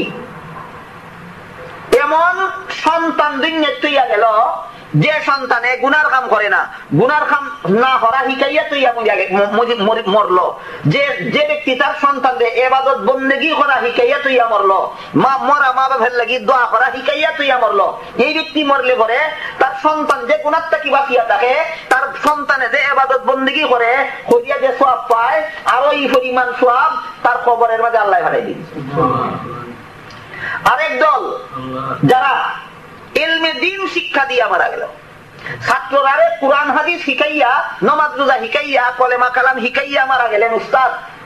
এই উস্তাদের ছাত্রর ছাত্র তার ছাত্র যত ছাত্র গড়বা যত আমল করনেওয়ালা বানাইবা সকলে মিলিয়া যে পরিমাণ সওয়াব ওই ফইলা উস্তাদের খবরও যাইতে থাকবো এই পরিমাণ সওয়াব। এর অপোজিট সাইড মসজিদে দান হইয়া তুইয়া মরলে যতদিন পর্যন্ত মসজিদে মুসল্লিরা নামাজ পড়বো অতদিন পর্যন্ত মুসল্লিরা নামাজের সমান সপ্তাহ খবর হওয়া যায়। এর অপোজিট সাইড যে বেটায় ঘরের মাঝে একটা টেলিভিশনের নেফিট হইয়া তুইয়া মরলো আর মরার পরে তার হুয়ায় তার হুড়িয়ে তার বউয়ে প্রত্যেক দিন এই টেলিভিশনের মাঝে বেটিনটের নাইস দেখে আর গান শুনে আর বাজনা শুনে। আপনারা কোকা বেটাইন বেটিনটের নাইস দেখা আর গান শুনা আর বাজনা শুনা সবের খাম না গুনার খাম? গুনার খাম। যে বেটায় গড়াইন্য তুইয়া গেছিলি বেটা আছে কই খবর? যে বেটায় গড়াইন্য তুইয়া গেছিলি বেটা আছে কই খবর? যেই গড়াইন্য তুইয়া যে গেছে খবর এর বরকত পাইবাই কিতা? তোমার ভয় যতদিন নাইস দেখবো কতদিন যত গুণা ফুয়াই হইব তুমি খবর কত গুণা হইতে থাকবে। যতদিন তোমার ঘুরিয়ে এটার মাঝে গান শুনতে থাকবো গান শুনলে যত গুণা তোমার জিন্দা ঘুরিয়ে হইব অত গুণা তুমি খবর থেকে হইতে থাকবে। যতদিন তোমার ফুয়াই ঘুরিয়ে এই টেলিভিশনের মাঝে বাজনা শুনতে থাকবো বাজনা শুনতে শুনতে যে পরিমাণ গুণা হইব তুমি খবর শুইয়া শুইয়া কি পরিমাণ গুণা হইতে থাকবে। তখন খোকা আমার বাবা আইনা তুইয়া গেছে টেলিভিশন এটার মাঝে আমি বেটা বেটির নাইসও দেখি এটার মাঝে আমি গানও শুনি এটার মাঝে আমি বাজনাও শুনি এতে শুধু গুণা আমার হয় না যে বাবা দিয়া গেছে তাইনো কিছু ভাই তাই খাইয়া খুব আরাম ভাই না কষ্ট ভাই? কষ্ট ভাই। তাহলে মুর্দার রুহানিরে কষ্ট দেওয়ার ব্যবস্থা কি? গোদা লইয়া কবর বাড়ি মারা না খবর গুনাহ হাটানির ব্যবস্থা করা? খবর গুনাহ হাটানির ব্যবস্থা করা। যে জিন্দায় তার মুর্দার খবর সব পাঠানির ব্যবস্থা করে ই মুর্দায় আরাম পায়, আর যে জিন্দায় তার মুর্দার খবর গুনাহ হাটানির ব্যবস্থা করে ই মুর্দায় কষ্ট পায়। মুর্দা কিতা পায়? কষ্ট পায়। এই কারণে হাদিস শরীফে রাসূল করিম সাল্লাল্লাহু আলাইহি ওয়াসাল্লাম ফরমাই, আল কবরু রাউদাতুম মিন রিয়াদিল জান্নাতি আও হুফরাতুম মিন হুফারিন নার। কবরের বাসিন্দা কবর সমজানির সাথে সাথেই, শ্মশানঘাটের বাসিন্দা শ্মশানঘাট সমজানির সাথে সাথেই, বাগের ভেটের লাশ বাগের ভেটো পৌঁছার সাথে সাথেই, মাছের ভেটর লাশ মাছের ভেটো পৌঁছার সাথে সাথেই মুনকার নাকির ফেরেশতা তার রূহর সাথে সওয়াল করিলেন, তার রূহর সাথে সওয়াল করিলেন। না শুনছেন না? এটা তো অন্য তিনটার কথা তো আলোচনা তাই নাই, শুধু খবরের কথাটা কইলাই। খবরের লাশ দাফন করিয়া যারা দাফন করে এরা যখন ফিরিয়া যায় কতদূর পর্যন্ত আল্লাহ রাসূলে ফরমাই, ফিরিয়া যাওয়ার পথে যত দূর গেলে আর খবরের খান্দা তুবাইয়া থাকে তার আটার আওয়াজ শোনা যায় না। হকার দূরিব আধা মাইল না 10-20 কদম, 10-20 কদম দূরে গেলে তো এইখানে উবাইয়া তার আটার আওয়াজ শোনা যায় না। রাসূলে ফরমাই, যে জায়গার মাঝে মুর্দা দাফন করলো এই জায়গাটা কি দাফন করনেওয়ালারা যত দূর গেলে এর আটার আওয়াজ শোনা যায় না, অত দূর যাওয়ার সাথে সাথে ওই মুনকার নাকির ফেরেশতা এই মুর্দার রূহে আইনিয়া জিগাইলাই, মার রাব্বুকা, তোমার রব কে, মা দীনুকা, তোমার ধর্ম কি, ওয়া মান হাযার রাজুলুল্লাযী বুইসা ফিকুম ওয়া ইউকালু লাহু মুহাম্মদ, তোমার মুহাম্মদুর রাসূলুল্লাহ সম্পর্কে তোমার মতামত কি? ওই যে আগে বলছিলাম দুনিয়া যদি আমল বালা করে, ইমান ঠিক আছে, আমল বালা করে, তো মুনকার নাকির ফেরেশতা যখন জিজ্ঞাসা মার রাব্বুকা, তোমার রব কে, তখন সে জবাব দেয় রাব্বি আল্লাহ, রব আমার আল্লাহ। যদি যখন জিজ্ঞাসা তোমার ধর্ম কি, তখন সে জবাব দেয় দীনি আল ইসলাম, ধর্ম আমার ইসলাম। যখন জিজ্ঞাসা করে মুহাম্মদুর রাসূলুল্লাহ সম্পর্কে তোমার মতামত কি, সে তখন জবাব দেয় হয় আতাইন আল্লাহর রাসূল, আমি তাইনের অনুসরণ করে ইসলাম ধর্ম পালন করছি। তখন আল্লাহ কই, ও মুনকার নাকির ফেরেশতা, এটা আমার নেককার বান্দা, এই বান্দার খবরের মাঝে বেহেশতের সুখ শান্তি হওয়ার ব্যবস্থা করে দাও। কিভাবে? আল্লাহ রাসূলে ফরমাইন, আল্লাহর পক্ষ থেকে হুকুম হয় ওয়াসিউ লাহু কবরাহু, তার খবরটারে প্রশস্ত করিয়া দাও। ফাঁকা জায়গার মধ্যে শূন্য স্থানের মধ্যে কুলা চৌকে চাইলে নজর যত দূর পর্যন্ত যায় তার খবরের ভিতরে অত বড় একটা বাড়ি বানাইয়া দেওয়া হয়। তারপরে আল্লাহর পক্ষ থেকে হুকুম করা হয় তার খবরের মাঝে জান্নাতের বিছানা বিছাইয়া দাও। তারপরে আল্লাহর পক্ষ থেকে হুকুম করা হয় তার শরীরের মাঝে জান্নাতের পোশাক পরাইয়া দাও। তারপরে আল্লাহর পক্ষ থেকে হুকুম করা হয় তার খবরের বাড়ির সাথে জান্নাতের একটা দরজা করিয়া দাও, যেন কবরে শুইয়া শুইয়া কিয়ামত পর্যন্ত জান্নাতের সুখ শান্তি ভোগ করতে থাকে। তখন হোকাই বেটার কিয়ামত হবে, অহলের কিয়ামত তো ইসরাফিলের সিঙ্গার ফুকের সময়, ই বেটার কিয়ামত যখন থেকে খবর গেল তখন থেকে তার কিয়ামত। কথা বুঝলানি? দেখো কথাই। এই জন্য হাদিস শরীফে রাসূল করিম সাল্লাল্লাহু আলাইহি ওয়াসাল্লাম ফরমাইন, মান মাতা ফাকাদ কামাত কিয়ামাতুহু, যে যেদিন মরে তার কিয়ামত এদিন থেকেই শুরু হয়ে যায়। আর যদি ঈমান নষ্ট করিয়া আমল নষ্ট করিয়া দুনিয়ার থেকে বিদায় হয়, চাই বাগের ভেটো যাও, চাই মাছের ভেটো যাও, চাই শ্মশান ঘাটও যাও, চাই গুরুস্থানও যাও, মুনকার নাকির ফেরেশতায় যখন জিগাইবা মার রাব্বুকা, তোমার রব কে, কইব হা হা লা আদরি, হায় আফসোস হায় আফসোস, রব কারে হয় আমি তো এটা শিখাইছি না দুনিয়া থেকে। যখন জিগাইবা তোমার ধর্ম কিতা, কইব এটা তো জানি না। যখন জিগাইবা মুহাম্মদুর রাসূলুল্লাহ সম্পর্কে তোমার মতামত কিতা, কইব আমি তো তাদের চিনি না। আল্লাহ পাক রব্বুল আলামিনে হুকুম দিবা, এটা আমার ভাবিষ্ঠ বান্দা, এই বান্দার খবরে সংকীর্ণ করিয়া হওয়ার সাথে সাথে তার খবরের দুই বাজু বিদ্যুৎ বেগে একত্র হইয়া তারে চাপ মারবো। আল্লাহ রাসূল এ হাতের আঙ্গুল আর এক হাতের আঙ্গুলের ফাঁকি ঢুকাইয়া এইভাবে দেখাইয়া বুঝাইছেন যে খবরের চাপের কারণে তার এক বাজুর ফাইটার আর এক বাজুর ফাইটারের ভিতরে এইলাখান ঢুকি যাইব। আর এমন শাস্তি তার খবরের মাঝে শুরু হইব, ফেরেশতায় বুট দিয়া এমন জুড়ে মারবো, এই বাড়ির আঘাত পৃথিবীর এক প্রান্ত থেকে আর এক প্রান্ত পর্যন্ত মানব দানব দুই জাতি ছাড়া সমস্ত জীব জন্তুরা পর্যন্ত সহ্য খাইব। খবরের আযাবের আওয়াজ যদি দুনিয়ার কোন জিন্দা মানুষে শুনত, ভয়ে ভীত হইয়া পাগল দেওয়ানা হইয়া বনে জঙ্গলে ঘোরাফেরা করিয়া মারা যাইত। এই কারণে আল্লাহর কুদরতি ব্যবস্থায় মানুষরে শুনতে দেওয়া হয় না কবরের আযাবের আওয়াজ। কথা বুঝলানি? দেখো গা, তারপরে আল্লাহর পক্ষ থেকে হুকুম হয় তার কবরের মধ্যে জাহান্নামের আগুনের বিছানা বিছাইয়া দাও। তারপরে হুকুম হয় তার শরীরের মধ্যে জাহান্নামের আগুনের পোশাক পরাইয়া দাও। তারপরে হুকুম হয় তার কবরের বাড়ির সাথে জাহান্নামের দরজা করিয়া দাও, যেন কিয়ামত পর্যন্ত কবরে তাকিয়া তাকিয়া জাহান্নামের শাস্তি ভোগ করতে থাকে। আগের বেটায় কিতা হইল কবর জান্নাতের শান্তি, পরের বেটায় কিতাব হইল খবর জান্নাতের শাস্তি। এই কারণে আল্লাহ রাসূল ফরমান মাম্মা তাফাকাত কামাত কিয়ামাতুহু, যে যেদিন থেকে মরে তার কিয়ামত এদিন থেকে ওই শুরু হইয়া যায়। আর এক হাদিসে আল্লাহ রাসূল ফরমান মরণ হইল পরকালের গেট, মরণ হইল পরকালের গেট। এই গেট পাস যে সহজে হয়ে যাইব বেহেশত পর্যন্ত ঢুকতে তার গেট পাস সহজ হইয়া যাইব। আর ইখানের গেট পাস যে সহজে হইতো না, একেবারে হাসরের মাঠ পর্যন্ত তার কোন একটা গেট পাস সহজ হইতো না। এই কারণে হাদিস শরীফে আল্লাহ রাসূল ফরমায় ইসরাফিল ফেরেশতার ফুকের দ্বারা সারা দুনিয়ার সমস্ত মানুষের কিয়ামত শুরু হইব, আর মরণের দ্বারা যার যার কিয়ামত শুরু হইব, মরণের দ্বারা যার যার কিয়ামত শুরু হইব। এখন একটা প্রশ্ন দেখতে পারে, কত পুরান বাংলা খবর দেখলাম, ক্ষুধার সময় কত নতুন খবর করতে গিয়া পুরান খবর বার হইল। কোন খবর তো বেস্টের বিছনাও দেখলাম না, আগুনের বিছনাও দেখলাম না, লাশও দেখলাম না, শরীরও দেখলাম না। হাদিসের এই সমস্ত কথা আমরা বিশ্বাস করতাম কিভাবে? এই হইল প্রশ্ন। কথা বুঝলাম কি দেখো? এই ধরনের প্রশ্নের জবাব বোঝার লাগি আল্লাহ সারা দুনিয়ার মানুষের জন্য একটা স্পেশাল ব্যবস্থা রাখছে। এই ব্যবস্থাটার নাম হইল স্বপ্ন। বাংলাদেশও ঘুমাইছে, স্বপ্নে দেখে আফ্রিকার জঙ্গল গেছে হরিণ শিকার হতো, দেখে না নি?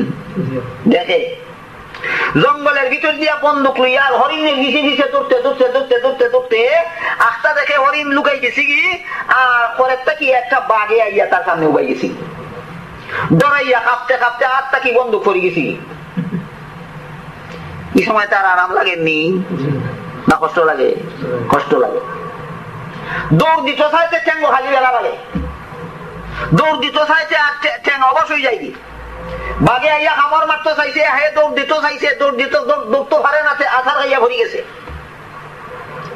এই সময় ভয় সহ্য করতে না পারিয়া তার ঘুম ভাঙ্গি গেছে। ঘুম ভাঙ্গার পরে দেখে সমস্ত শরীর গামে দিয়ে গেছে। ঘুম ভাঙ্গার পরে কষ্ট হয়েছিল না আগে কষ্ট হয়েছিল? কি তার লাগে কষ্ট হইল? বাঘে ধরছিল, বাঘে ধরছিল না ধরছিল না, কষ্ট হয়েছে না হয়েছে না? বিবি সাহেব জিগাই হাতটা চোখে নেই, মাতিস না, আল্লাহ বাঁচাইছে। কিতা হয়েছে? বাঘে ধরে লেছি। কোন সময়? এই 1 মিনিট আগে। মিশা মাতিও না, আমি তোমার কান্দা আধা ঘন্টা ধরি বোয়া। বিবি বোয়া কত খান ধরি বেটার কাছে, আর বেটারে বাঘে ধরেছিল কতক্ষণ আগে? 1 মিনিট আগে। মিশা মাতিও না, তোমার কান্দাটা আমি 1 ঘন্টা ধরি বোয়া, 1 মিনিট আগে তোমার বাঘে কই দৌড়াইলো, আমি এখানে দেখলাম না। ওই নেই রকম ওখান খোকা বেটায় বাঘে দৌড়াইতে দেখছিলনি, তার ভয় লাগছিলনি, তার কষ্ট হয়েছিনি, শরীর কাঁপছিলনি, গাম বার হয়েছিলনি, বিবি দ্বারা বোয়া আসলানি, বিবি দেখছিলানি না? যেমন ভাবে ঘুমের বেটায় যেটা দেখে ও যাক বেটায় খান্দাত বইয়াও দেখে না, ঠিক তেমনি ভাবে খবরের মানুষে মরিয়া যেটা দেখে দুনিয়ার মানুষে খবরও হারাইয়া ওইটা দেখে না। বুঝলানি? এখন আমরা দেখি না কেন? এই দেখি না কেন? এই প্রশ্নের জবাব বুঝানির লাগি আল্লাহ স্বপ্নের ব্যবস্থা রাখিয়া দিছে। আরেক বেটায় বাংলাদেশ ওই ঘুমাইছে, ঘুমাইয়া স্বপ্ন দেখে তার বিদেশ চাকরি গেছে কি, গেছে কি বিদেশ, তার 50,000 টাকা সপ্তাহে তার বেতন, মাসে ভাই 2 লাখ টাকা। এই টাকা কামাই করতেছে আর ব্যাগের মাঝে ভরতাছে আর সোনার উভা কিনতেছে আর রেডি করতেছে, বাড়ি চাইতে ওই সব তৈরি করতেছে। তার দুঃখ লাগে না সুখ লাগে? সুখ লাগেনি? আনন্দ লাগেনি? কি খুশি! কত লাখ লাখ টাকা বেতনে চাকরি করে, কত লাখ লাখ টাকা জমার, আর কত লক্ষ লক্ষ টাকার সোনার উভার অলংকার কিনের, আর বাড়িতে ইয়া কত আল জমিন কিনতো, কত তালা বিল্ডিং বানাইতো, এটা স্কিম তৈরি করে। এই সময় স্বপ্ন দেখতে দেখতে দেখতে বিবি সাহেবের বাদ ফাঁক করে খানির লাগি বাদ চাইতে চাইতে চাইতে চাইতে তাই যখন উঠুন না আয়া দাঁত খাইয়া লাগাইছে, দাগানির ঘরে ঘুম ভাঙ্গার বাদেও দেখে তার লাগেজের মধ্যে সোনার উভা ভরা না, কোনটা না এটা আসিল না? তার খান্দা না আসিল না? আসিল। খুশি লাগছিল নি? আনন্দ হয়েছিল নি? নাই। এখানে বিবি সাহেব যখন ঘুম ভাঙ্গাই দিছে, ঘুম ভাঙ্গার বাদে যখন দেখে কোনটা নাই, বিবি হয় সব বনাস করছ। কিতা করলাম? হয় আমার লক্ষ লক্ষ টাকার দেওয়ার নষ্ট করছো, হয় কিনা মাথা তোমার মাথা খারাপ হয়েছে, নিখানি জানতাম নি, বল না মাথা খারাপ হয়েছে না, আমি ইলাকান ইলাকান দেখছি, আর তুই আমার ধাক্কা মারা কারণে ঘুমটা ভাঙ্গি গেছে, গাড়িটা সকালটা গেছিলি। ঠিক তেমনি ভাবে মানুষের দুনিয়ার জীবনটা, মানুষের দুনিয়ার জীবনে দেখে আমার বাড়িতে একটা 5 তলার বিল্ডিং আছে, আমার ঘরে 3জন 4জন বিবি আছেন, আমার 5টা 7টা বুয়া আছে, আমার লাখ লাখ টাকার পুঁজি আছে, আমার লাখ লাখ টাকার সম্পত্তি আছে।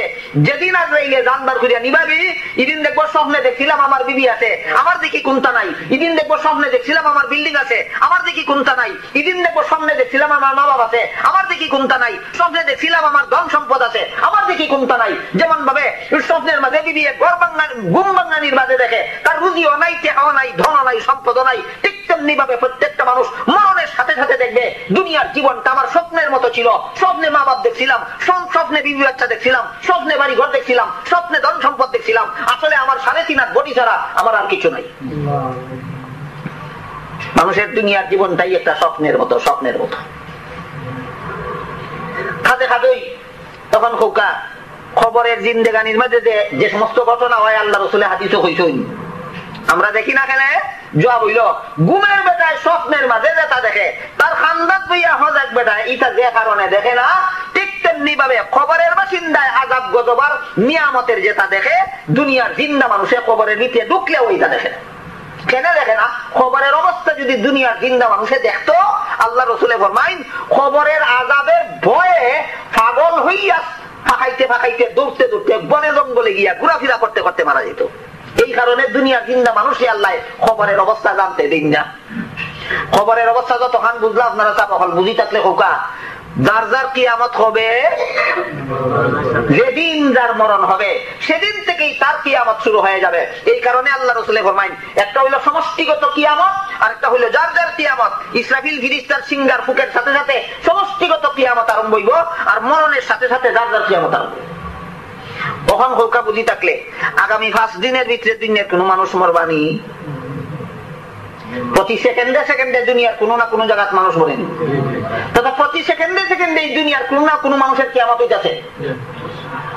প্রতিটি সেকেন্ডে সেকেন্ডে দুনিয়ার কোন না কোন মানুষ মরতেছে, এর মানে হলো প্রতিটি সেকেন্ডে সেকেন্ডে দুনিয়ার কোন না কোন মানুষের কিয়ামত হইতাছে। আমার আগামী 500 বছরের ভিতরে মরণ হইতো না, আমরা যারা এখানে বসে আছি আগামী 100 বছরের ভিতরে মরণ হইতো না হইব, তাইলে আমার কিয়ামতের কদিন বাকি, আমার মরণের যতদিন বাকি।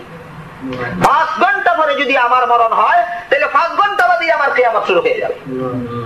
এই কারণে হাদিস শরীফে রাসূল করিম সাল্লাল্লাহু আলাইহি ওয়াসাল্লাম ফরমায় আকসিরু যিকরা হাযিমিল লাযযাতিল মাউত, ও আমার উম্মত মুসলমান হল মরণের কথা বেশি বেশি স্মরণ করো, যে মরণে সারা দুনিয়ার জিন্দেগির স্বপ্ন বানাই দেয়।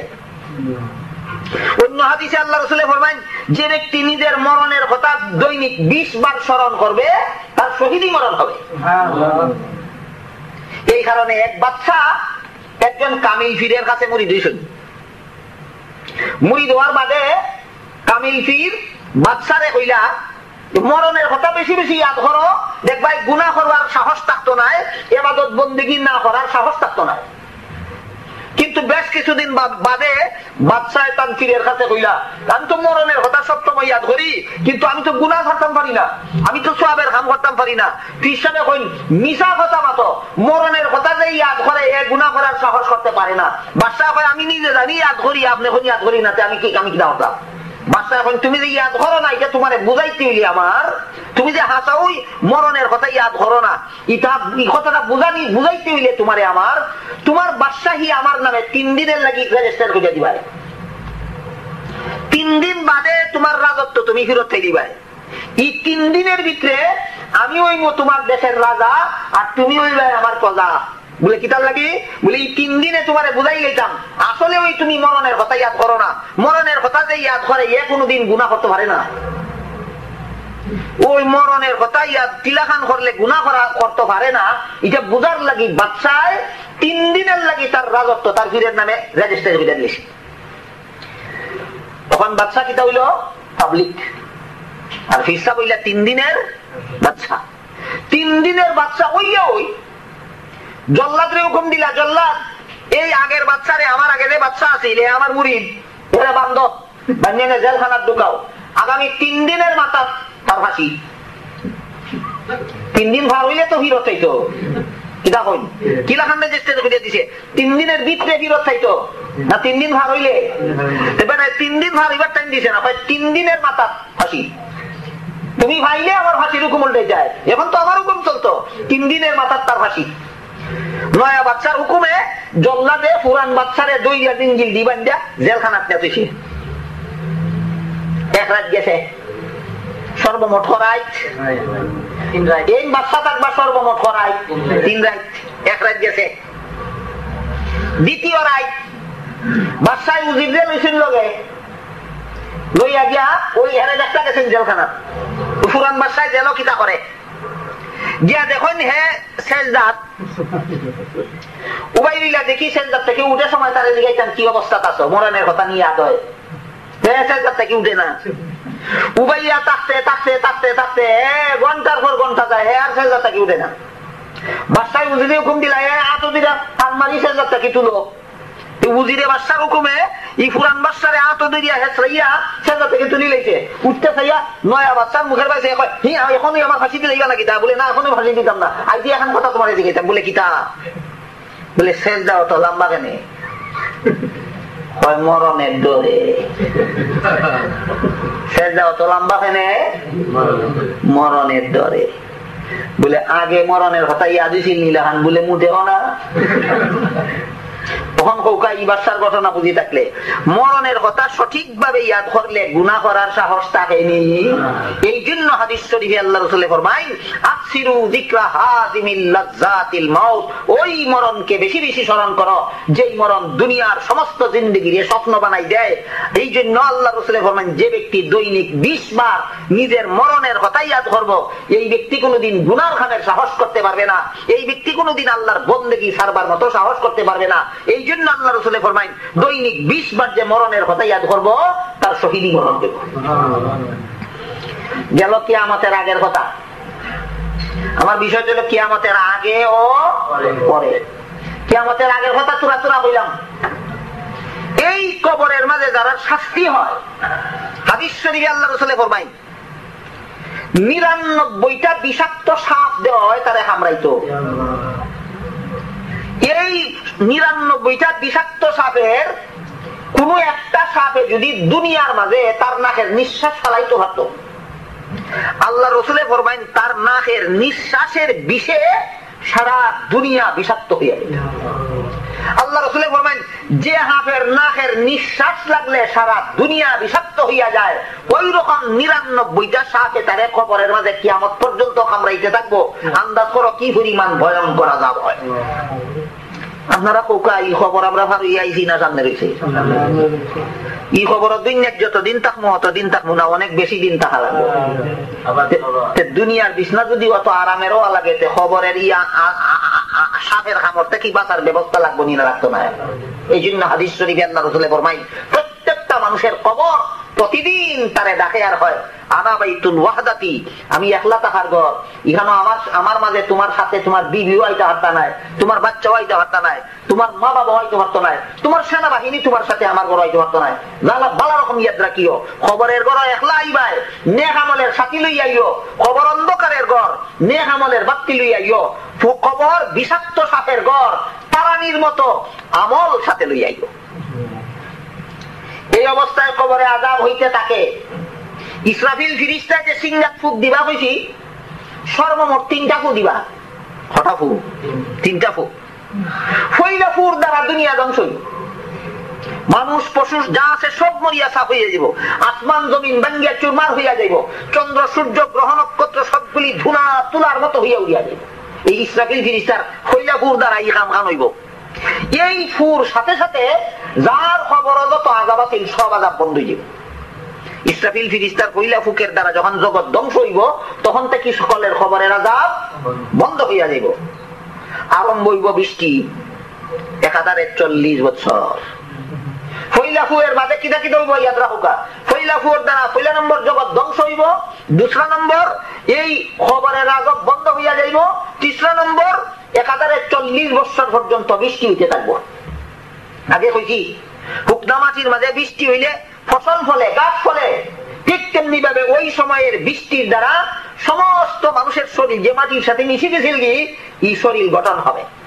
40 বছরে মাটির সাথে মিশিয়া যাওয়া মানুষের শরীর গঠন হবে। 40 বছর পুরা হইয়া হারলে বাদে ইসরাফিল ফিরিস্তা 2 নম্বর ফু দিবা সিংহা। 2 নম্বর ফুর দ্বারা কি হইব, সিংহার মাঝে অতটা ছিদ্র আছে যতটা মানুষ মরছিল আবার জিন্দা হইতো। এক একটা ছিদ্র দিয়া এক একটা রু বাড়ইয়া যার যে রু যে জায়গার মাঝে জিন্দা হইছে এই রু এখানে গিয়া তার শরীরের ভিতরে ঢুকবো। যার যার খবরে খবরে ইসরাফিল ফিরিস্তার 2 নম্বর ফুর সাথে রু বাড়িয়া যার যার খবরে খবরে গিয়া মানুষের শরীরের ভিতরে ঢুকিয়া সব মানুষ জিন্দা হবে 2 নম্বর ফুকের দ্বারা। 1 নম্বর ফু থাকি 2 নম্বর ফু পর্যন্ত কতদিন? 40 বছর। যখন দ্বিতীয় ফুয়ের দ্বারা সমস্ত মানুষের শরীর জিন্দা হয়ে যাইব কি আল্লাহ সাথে সাথে হুকুম করবা 3 নম্বর ফু মারো। 3 নম্বর ফু মারার সাথে সাথে মানুষ মাটির তল থাকি শরীরের মাটি যাতে যাতে উঠিয়া হাসরের মাটি গিয়া একত্র হইব। ই পর্যন্ত হইল কিয়ামতের আগে। ই পর্যন্ত হইল কিয়ামতের আগে। সমস্ত মানুষ যখন জিন্দা হইয়া মাটির তল থাকি শরীর যাতে যাতে হাসরের মাটি গিয়া দাঁড়াইল, ওই কিয়ামত আসল কিয়ামত, সব সমস্ত মানুষের কিয়ামত আরম্ভ হইল। এতক্ষণ কোন কিয়ামতের বিবরণ গেল আর এখন কোন কিয়ামতের বিবরণ আইল? এতক্ষণ গেল যার যার কিয়ামতের বিবরণ আর এখন আইল সমষ্টিগত কিয়ামতের বিবরণ। হাদিস শরীফে রাসূল করিম সাল্লাল্লাহু আলাইহি ওয়াসাল্লাম ফরমায়, ও কবরটা কি যে মাটি যাতে যাতে মানুষ উঠিয়া হাসরের মাঠে দাঁড়াইব, সমস্ত মানুষ উলঙ্গ অবস্থায় উঠে দাঁড়াইব। সর্বপ্রথম হাসরের মাঠে হযরত ইব্রাহিম আলাইহিস সালাম রে পোশাক পিন্দা নিব। হাসরের মাঠে সর্বপ্রথম পোশাক পিন্দা নিব কারে?